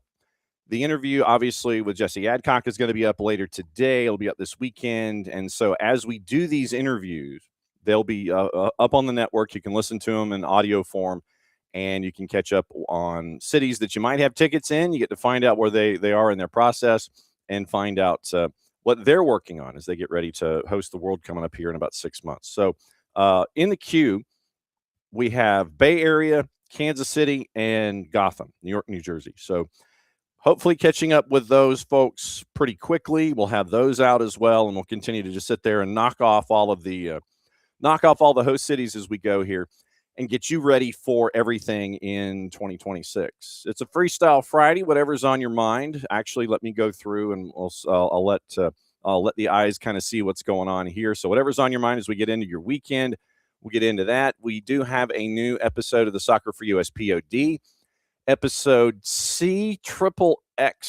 133. And they're going over the group with U.S. soccer. With the World Cup draw, Bart and Thomas are going to take a peek at what else is going on in group, what they think about that, and January camps and things like that. So new Soccer for US POD coming up later today. probably as soon as I can sign off and get edited and all these kinds of things. So that's coming up in just a little bit as well to add to all the programming, which you might have missed from yesterday. That's going to be posted today as well. So this show, the interview with Jessie Adcock, Soccer for US POD 133, all the segments from Thursday that involve Braden Dunham as they get ready for the national semifinal with Furman and Washington, and then St. Louis and NC State. Your national semifinals today. Then you've got the interview that we had with Glenn Davis. Great to catch up with Glenn. And then we had Nino and Nico in the Power Hour yesterday. So Thursday was wall-to-wall. Those segments are going to be posted today as well and go through the weekend. Jessie Adcock from Vancouver, that's going to be posted up as well. And Soccer for US POD 133, that's going to run down. And we'll let you know what's going on there. Abby, good to see you, and great to catch up with you as always. So last 35 minutes of the show. So let's take a peek and see who's in this morning once again. David, you'd rather have Rebecca Black. It's too ominous. Well, the drop in and of itself came from, and as someone who was raised on the Friday 5 o'clock whistle, that literally comes from that. Someone mercifully posted that to the YouTubes. And so, of course, me being me, I'm like, ooh, let's get that. And so that's where the Friday 5 o'clock whistle comes in with the intro and the outro that you hear on Fridays. As a 96 Rock kid from both AM and FM, heard that growing up, saw it was on YouTube. I'm like, ooh. But the one thing that I can't find, and this is bugging me, Christopher Rude back in the day did a mashup of two ZZ Top tunes. And it was My Head's in Mississippi and LaGrange. And he mashed them up together, and I thought it might be posted to YouTube, but it's not. And so that's one of the things that I'm looking for. I'm looking for it. My Head's in LaGrange. It was a mashup that he did when he was on the morning show, and I can't find it to save my life. It was one of the first mashups I'd ever heard. But really good stuff there. But yeah, the homage to the old days of 96 Rock, that's where that comes from. And I found my 96 Rock license plate the other day. It's in the other office. It's not in the office at home. It's in the office upstairs. I found it. Not going to put it on the car, but I might put it in the office and have it hanging. Let's see. So morning, Ricky. Morning, Alex. And glad that we could get into the whole stadium thing involving Vancouver as a bit of a lead-in to our conversation with Jessie Adcock this morning. So that was good to see. And Bart, remember the George Jones hit finally Friday as the sign-off for the work. Yes, the Rude Awakening was exactly when it happened. Yes, David, the Rude Awakening. And that was the morning show on 96 Rock at the time. So I remember, and for those of you that listen, and I know we're going sideways on a Friday, I know that surprises you. We're going to talk about the NWSL in just a second. When I was growing up, 96 Rock was both AM and FM. And you had 960 AM and you had 96 Rock. And so what they would do is they would simulcast the signal on AM and FM, but then they would break away for a couple of blocks, and you'd have like Greg Clarkson doing midday, stuff like that. So you'd have Rude Awakening, AM and FM, and then you'd have like Greg doing midday. And then you'd have Katie and Willard, and that would be simulcast. And then when power goes down at 960, then you go to FM, and then Katie Kiley and Willard and everybody else, and then that gets you into the nighttime. So that was where it started for me. So whenever I have those moments of everything that's there, I'll always drift back to 96 Rock. And Bart's joining us on a Friday. This is a surprise. So Bart, as I'm sitting here looking in the green room going, what's going on? So Bart's here this morning on a Friday, and greetings from Rome, sir. What's on your mind? You said NWSL, and I did want to I have thoughts, John. Okay. I have thoughts about the NWSL. Okay. Also, yeah, the George Jones song, Finally Friday, was because I listened to country music growing up. And still do. So for me, that was the song that I always got on Friday afternoon, right as you get into your car, and that comes on the country music radio station. So everyone has a way to celebrate the fact that it is Friday. No doubt. What are you doing in Rome, John? What happened in Rome last night or tonight? It was last night. It was me freezing my butt off for the Gainesville and Rome game. for. I mean, that was totally worth the trip out there, wasn't it? That was a very exciting, action-packed game. Well, but it showed the dominant, as the Gwinnett County kid stares at Hall County football. It was dominant from Gainesville, and we're seeing what's going on with Josh Niblett and that crew. And I mean, they've been road warriors the last couple of weeks, and I mean, I've said this hot take for the longest time, John. We need to put some sort of soccer team up there in Gainesville in that stadium, and you can put the red elephant on the badge too, because that's a great look for the high school, and I think it would be really cool for a soccer team up there. Same with Buford, but I don't know if Buford would that beautiful stadium. They need one up there. Well, we need more soccer teams in this. I mean, you would agree. Absolutely. I mean, and I don't know if the soccer team at Buford is going to gravitate over to the Beard or not. If they do, that'd be great. Right now, they're in one of the side stadia that's there on campus, and it seats 2,500.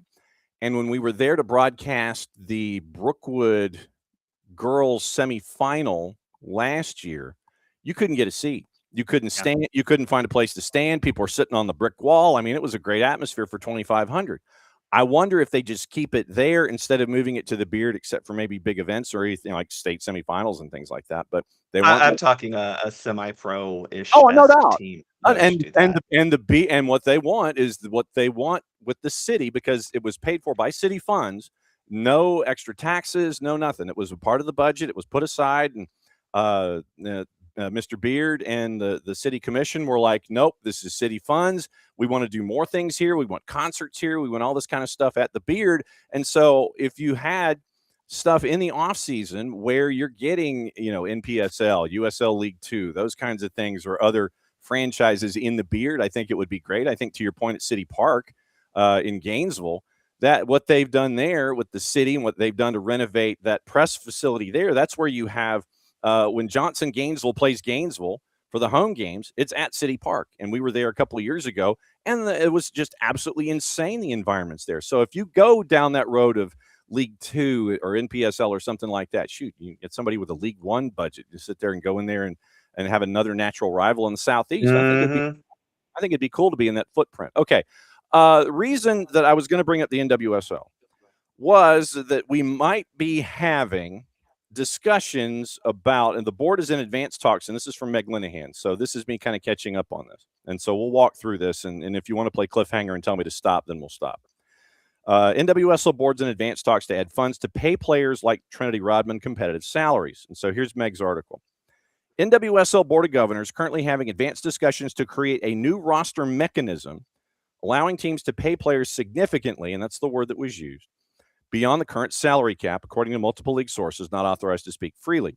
Rule change proposal, which could pass ahead of next week's board meeting, involved team owners and Commissioner Jessica Berman. Potential rule change comes as the NWSL and the Washington Spirit are working to make sure that Trinity Rodman re-signs with Washington, doesn't go to DC Power, doesn't go to England, or doesn't go across to Europe. However, the sources indicated that the change in approach to the salary cap is, quote, bigger than one player. And while it may resolve the ongoing negotiations with Rodman and her representation, no solution yet, no contract has been signed. There is, and we got into this before I came up to Rome, the issue of a grievance filed by the NWSLPA against the league on Rodman's behalf over collective bargaining agreement violations, which the rule change would not directly resolve. Even if Rodman signs a new contract under a proposed new rule, the grievance over the league's flagrant, in quotation marks, violation of her free agency rights would not necessarily be settled. Then they go into a couple of details. As currently proposed, there will not be a penalty or luxury tax for any team that opts to exceed the salary cap, helping teams sign players who are increasingly demanding salaries upwards of $1 million. Teams are not limited to using the money on one player as long as salaries meet certain requirements that are not yet clear. Sources believe the approach to the rule change has been to keep it as simple as possible, allow for flexibility in terms of players it can apply to, and potentially allow for further realignment. Currently, the NWSL CBA has a minimum base salary cap each season for the length of the agreement, which runs until 2030. In 2025, the figure was $3.3 million. Increases to $3.5 after the team's revenue share added per the CBA. Board proposal allows spending beyond that final threshold up to a certain amount. That approach is reminiscent of allocation money, which the league introduced ahead of 2020. In 2023, the league also allowed teams to use allocation money to minimize cap hits for players by using it to pay out bonuses and benefits. NWSL announced it would phase out allocation money as a part of rule changes that were announced this summer, though teams would have until December of 2027 to use those funds. Key difference between AM, so I guess it would be it'd be Berman bucks. It was what it would be. Key difference between allocation money and the new proposed mechanism is that rather than going through the NWSL as a middleman for transactions, teams would be able to spend directly on players' salaries outside the cap. If the board approves the changes, Rodman and her representation still need to agree on a new contract. The team's initial offer, which she agreed to, was 4 years, multi-million dollars, which would have paid her significantly more than $1 million a year. Berman vetoed the agreement, saying it violated the spirit of the rules. And so you end up with national attention, so on and so forth. NWSLPA argument. Caucus requested regular updates. And the Spirit's president of soccer operations, Haley Carter, said she was cautiously optimistic. And quote, quote, quote, Alyssa Thompson leaves for Chelsea for more than $1 million. Naomi Girma leaves San Diego a couple of months before that. And so the rule, let me tell you what, while I'm searching for the actual rule, go ahead with your opening statement, sir. I think that NWSL has to reckon with the fact that they are probably the only sport in North America, the only league in North America, I should say, that is truly involved in a global marketplace. I have said many times on this show, NWSL is the most competitive women's soccer league in the world. I think it has the best collection of players in the world from top to bottom. The problem here now is there are plenty of teams in Europe who play in leagues that are not as competitive because those clubs are very rich. They have a lot of money to spend, or in the case of some in the WSL, are willing to spend. Liverpool. And NWSL has to realize that Lyon, Arsenal, Chelsea, Barcelona, even to an extent Bayern Munich, these clubs are willing to pay money to buy good players, right? And so, while yes, Manchester City, Manchester United, Arsenal, Chelsea are spending a lot of money on players to hoard them. Lyon hoards players. Chelsea hoarding players? What are you talking about? Yeah, we're so consistent. This is what we want: equitable practices across men's and women's teams, right? They just buy a bunch of good players and somehow don't have space for them on the roster. They definitely do a lot more of this in the women's game because obviously the market is a little bit different than the men's side. But the point is, unlike MLS, unlike even, I said North America, even unlike Liga MX, unlike obviously all the big four, maybe the only one that's somewhat comparable would be Liga MX, maybe WNBA. But NWSL is trying to get the best players, and they're competing with clubs, not leagues, clubs that are able to pay the best players more money. And they don't have these silly salary cap rules that restrict how much money you can and can't pay on a player. And this is going to be a problem for NWSL. Now, I still agree with the thesis that I've always held that NWSL is going to continue to be the most competitive league, because when you just look at the pure talent, I mean, John, we just watched what was it? Monday? Yeah, still this week. Monday, your girls won a national championship in a game that, featured some of talent that a lot of top flight teams in Europe would love to have. The talent is always going to be here in the United States, between US, Canada, and even being able to get a lot of the CONCACAF talent that exists in this hemisphere. But if you can't pay your best players and keep them in this league, and Trinity Rodman, despite what I think about Alyssa Thompson, despite what I know about Naomi Girma, Trinity Rodman is a star player.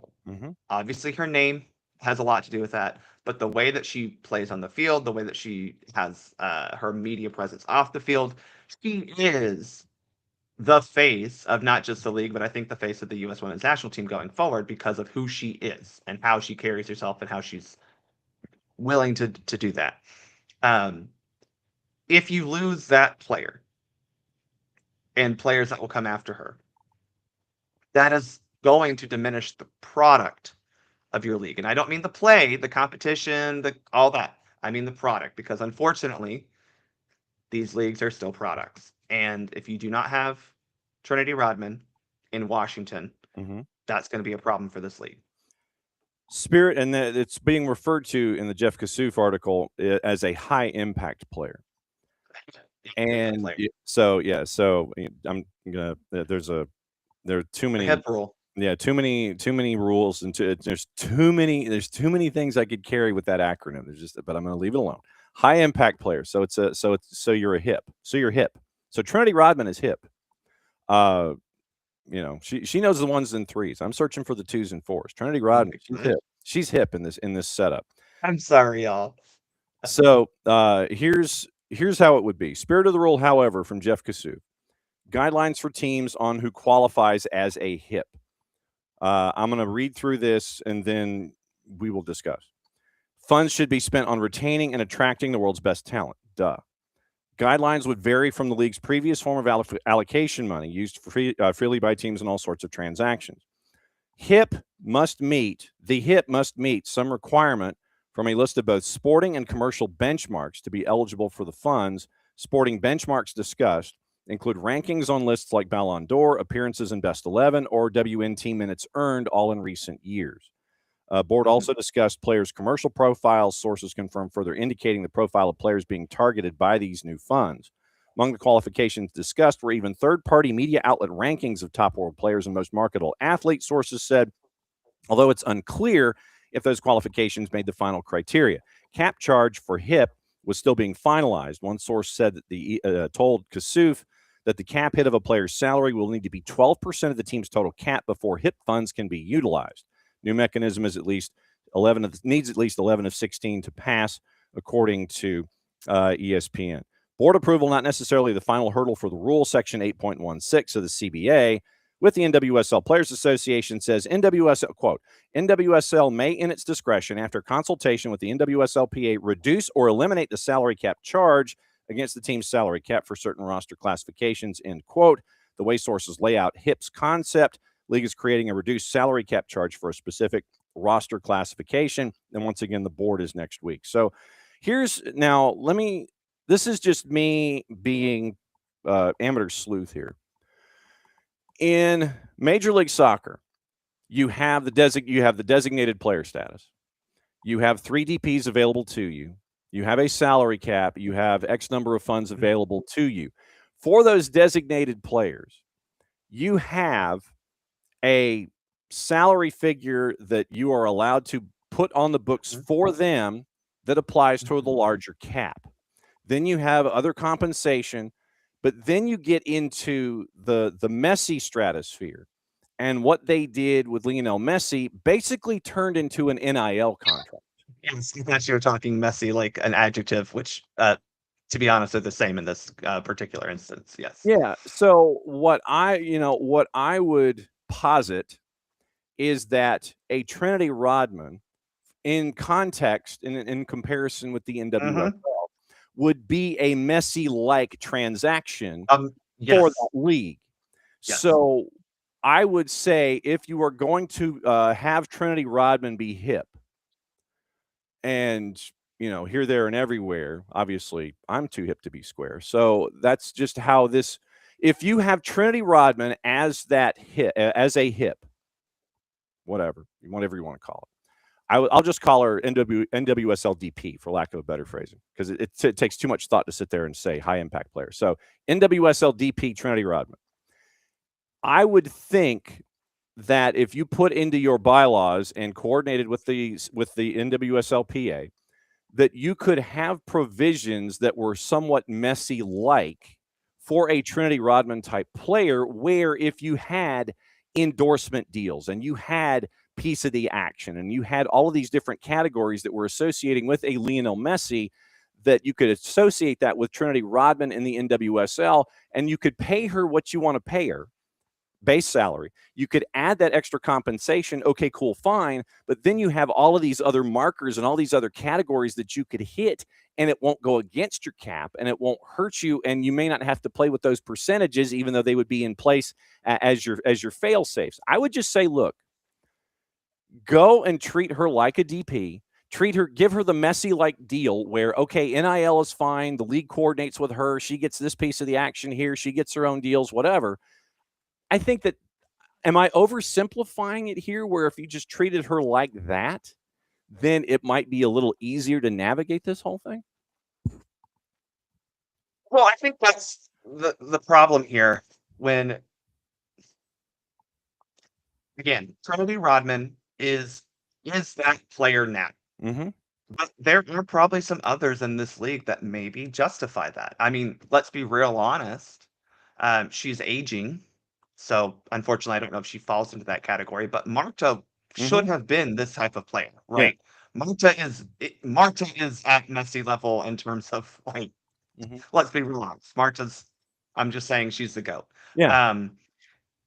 And so if NWSL does this right, they're always going to have a collection of these hip players who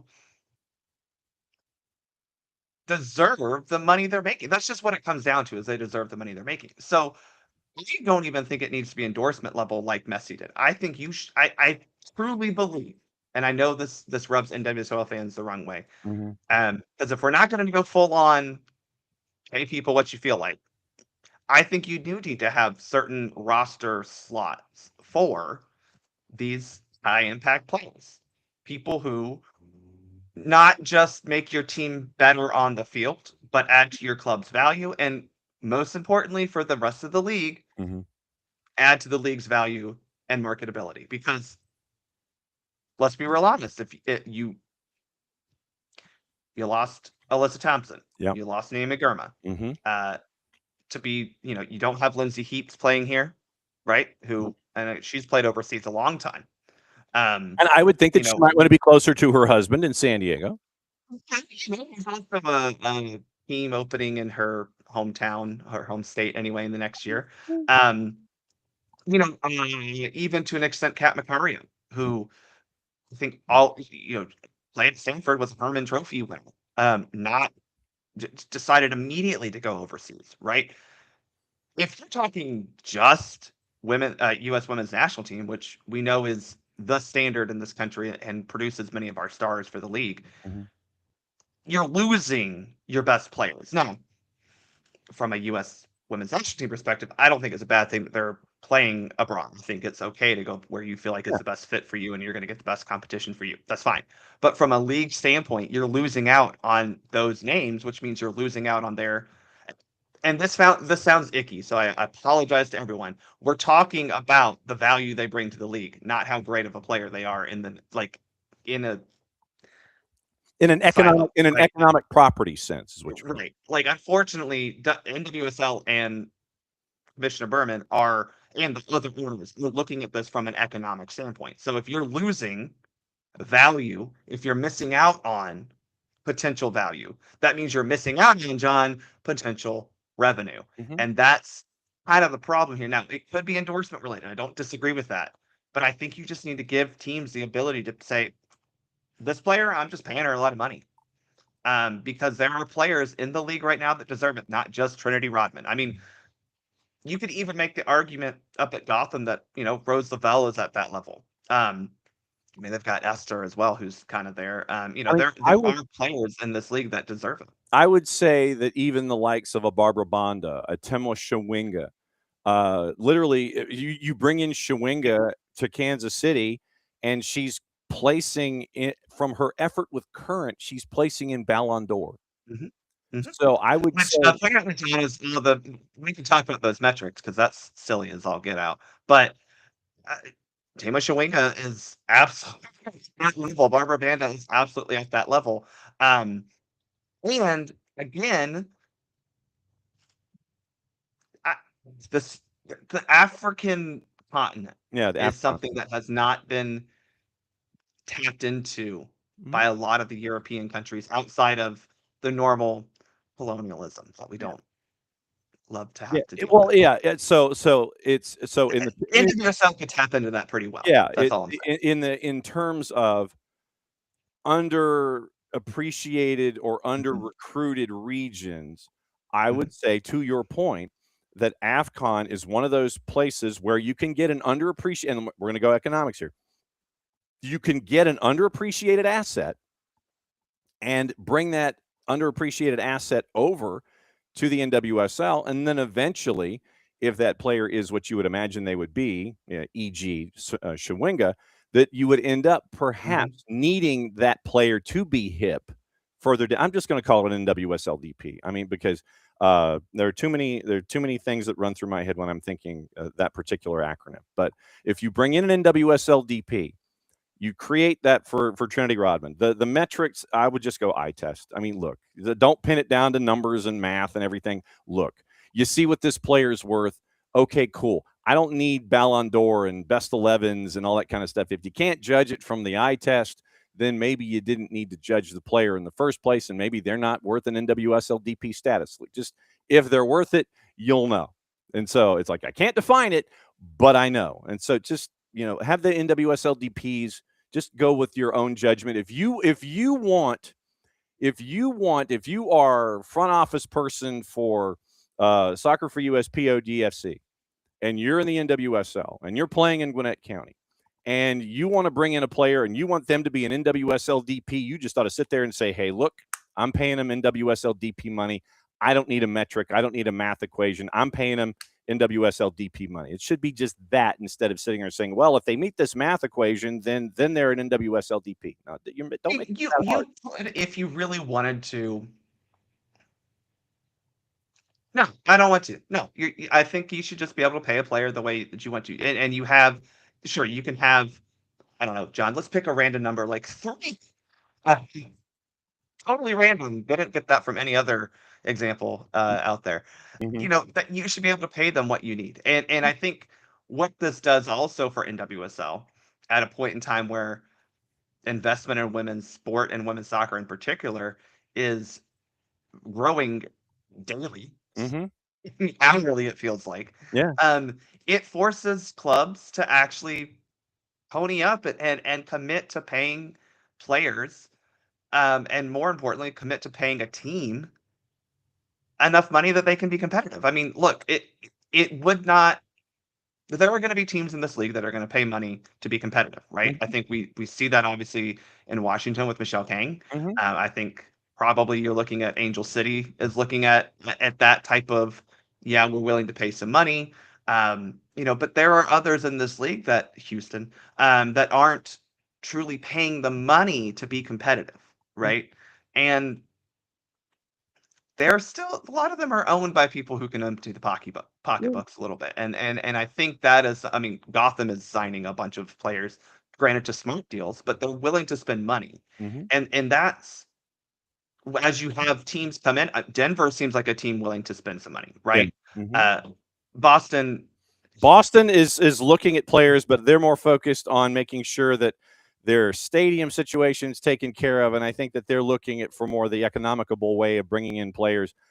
I'm not too optimistic about Boston's first year. I think Denver, zero optimism for Boston, but there's another team coming into the league soon that we know is going to spend money.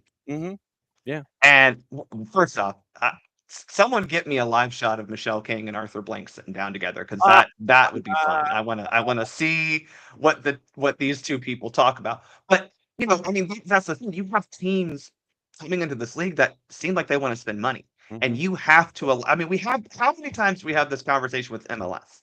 The difference is MLS is not at, despite what we want to say, they're not at that level. NWSL is. NWSL can attract the very best talent in the world, and for the most part does.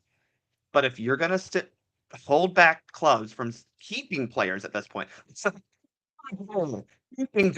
not, I'm going to sign Messi from random, from PSG. This is a girl that we signed when she was 18 years old, who has grown and developed, won us an NWSL championship, won a gold medal for the U.S. while playing for our team. maybe that's the only stipulation you need. Is this is a player that you had to have already signed to a contract? Like maybe that's it. And you get into a little bit of the I don't know all the intricacies of the NBA salary, but like there are mechanisms in the NBA where you can pay more money Yeah, to a player that you already the had. Larry Bird exception, The you can bird get all rights, of yeah, that. yeah. Bird rights, luxury taxes, like all these things are ways to uh, keep it in check while still allowing teams to, you know, maximize their spend. Let's just Yeah, put it that way. yeah.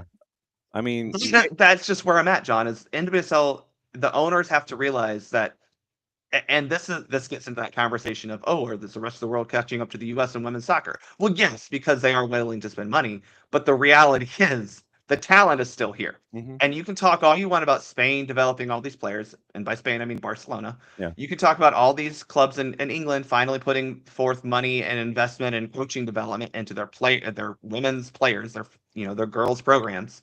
Uh, you know, Spain and Germany, they're doing great. France doing great. All these European countries that are doing it. The mhm, reality is, and John, again, I'm saying we saw this on Monday night, and we saw this throughout the entire tournament. mhm.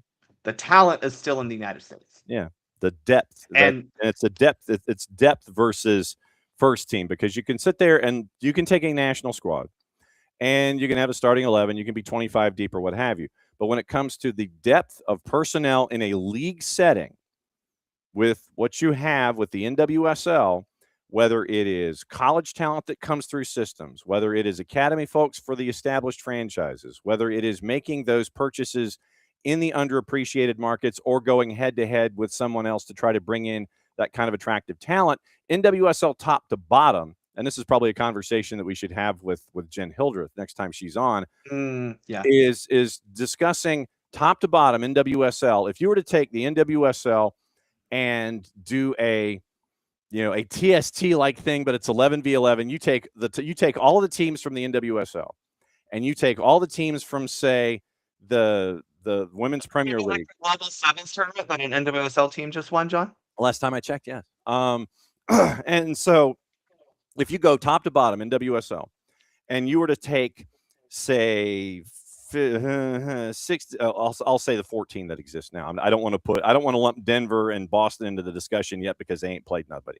So you take the 14 teams from the NWSL and you were to take them and have them go head to head against, say, Liga MX Femenil, or you take them and go head to head with Ligue 1 Feminine, or you take them and go head to head with the Women's Premier League. I would say top to bottom, that the NWSL, and we've seen it in the CONCACAF Champions Cup, we've seen it in the Women's Triple C, where you've seen Gotham make their runs again, and all these heavyweights from the NWSL. But go top to bottom, I think if you did one of those, if you did a Leagues Cup Femenil, that I think that you would have the NWSL as a group going further than you would have, say, the teams in Liga MX and so on and so forth.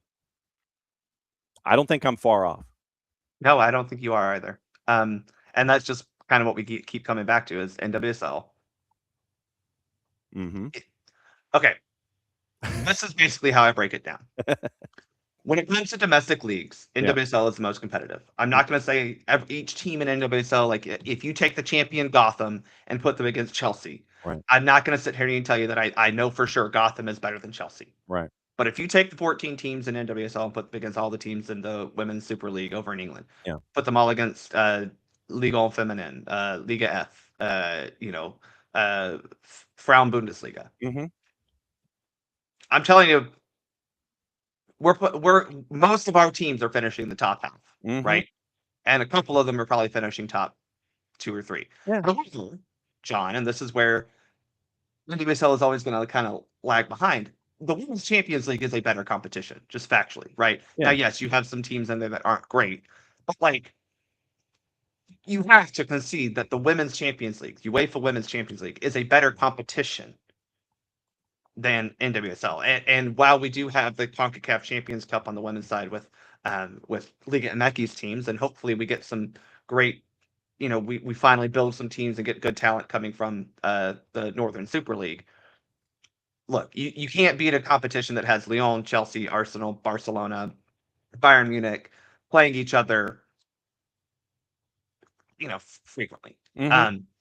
And so that though is a John moneymaker. Mhm.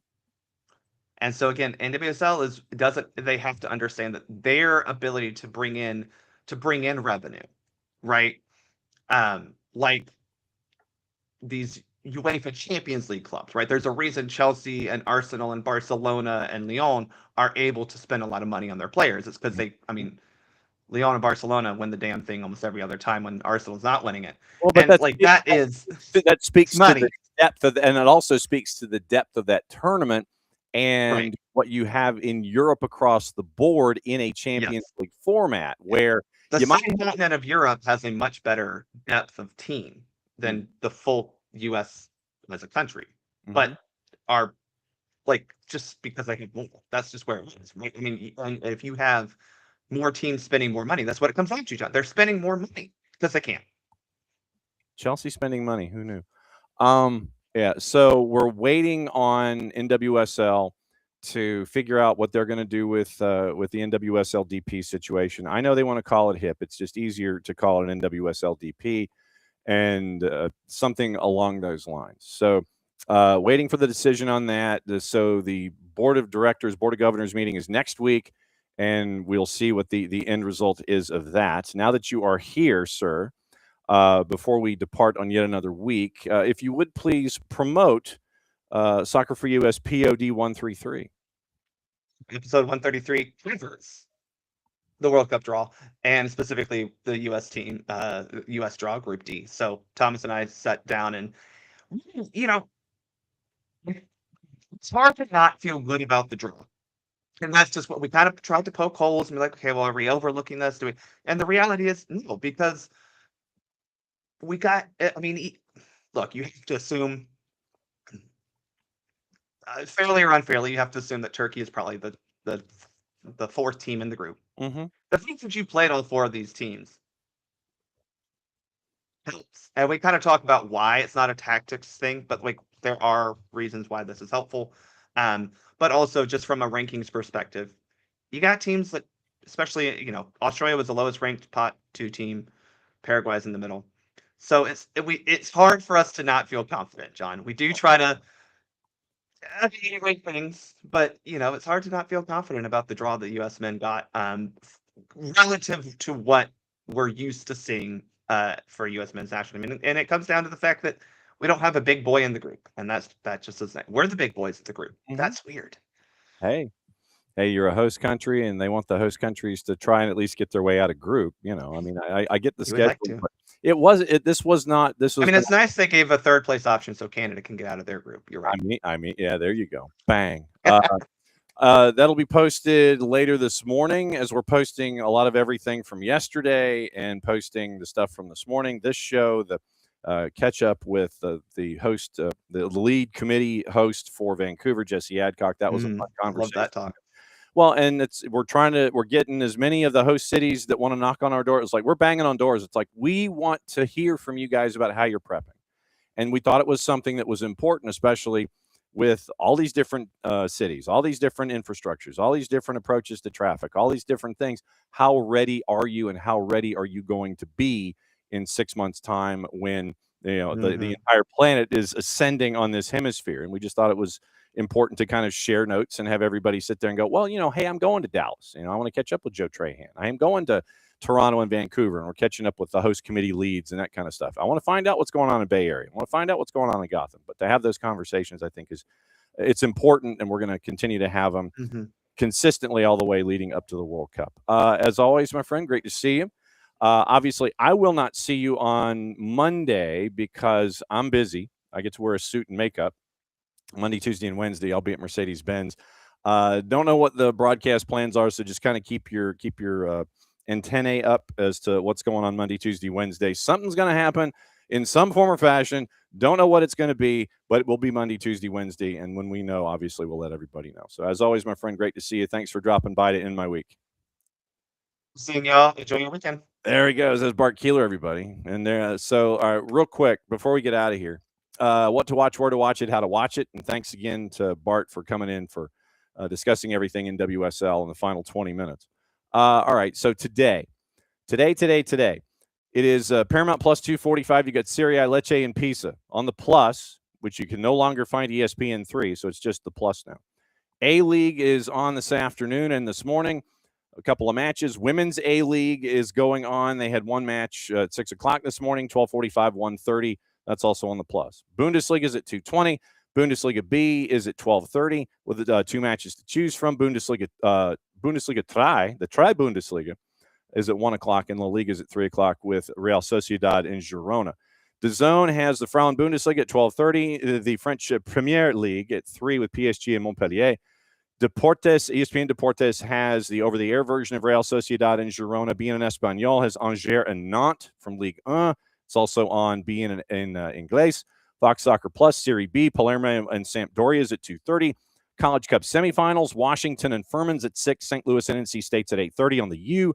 Angers and Nantes is at 1 o'clock. And so, since that is the end of the week, it's yet another week here at SDH AM. Thanks to all the guests. If you subscribe to the Off the Woodwork podcast section on the Odyssey app, you'll be able to hear the best of SDH AM tomorrow to get you into your weekend. We got a lot of stuff we got to post that's going to be on our network as well, so set your notifications there as well. And as always, to all of us, from all of us, to all of you, and thank you, Lokeville, for hanging around as long as you did today. It is the end of yet another week, and we'll be back at it again Monday, Tuesday, Wednesday. Like I said, I'm at Mercedes-Benz. I don't know what the hosting plans. I know that Jason will be around in some form or fashion, but I don't know live versus tape and all those kinds of things. Soccer over there Monday night and all that stuff. So just keep your notifications ready, and we'll let you know what's going on with the lives Monday, Tuesday, Wednesday. I'll be back Thursday, and we'll keep rushing toward the holidays, and I might be able to buy some Christmas presents. So from all of us here to all of you there, thanks for yet another week. See you later from Rome, Georgia. And since it is the end of the week, guess what? We go here one more time.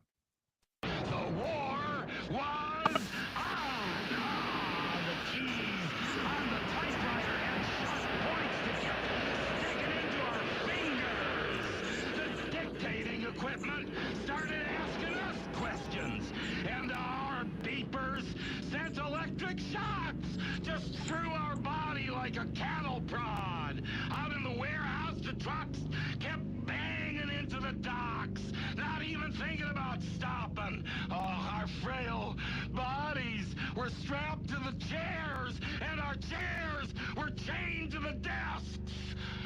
Our pleas for justice were ignored, and the end seemed near. But we busted our slave drivers' little bitty balls. We've charged out of their brick fortress. The streets are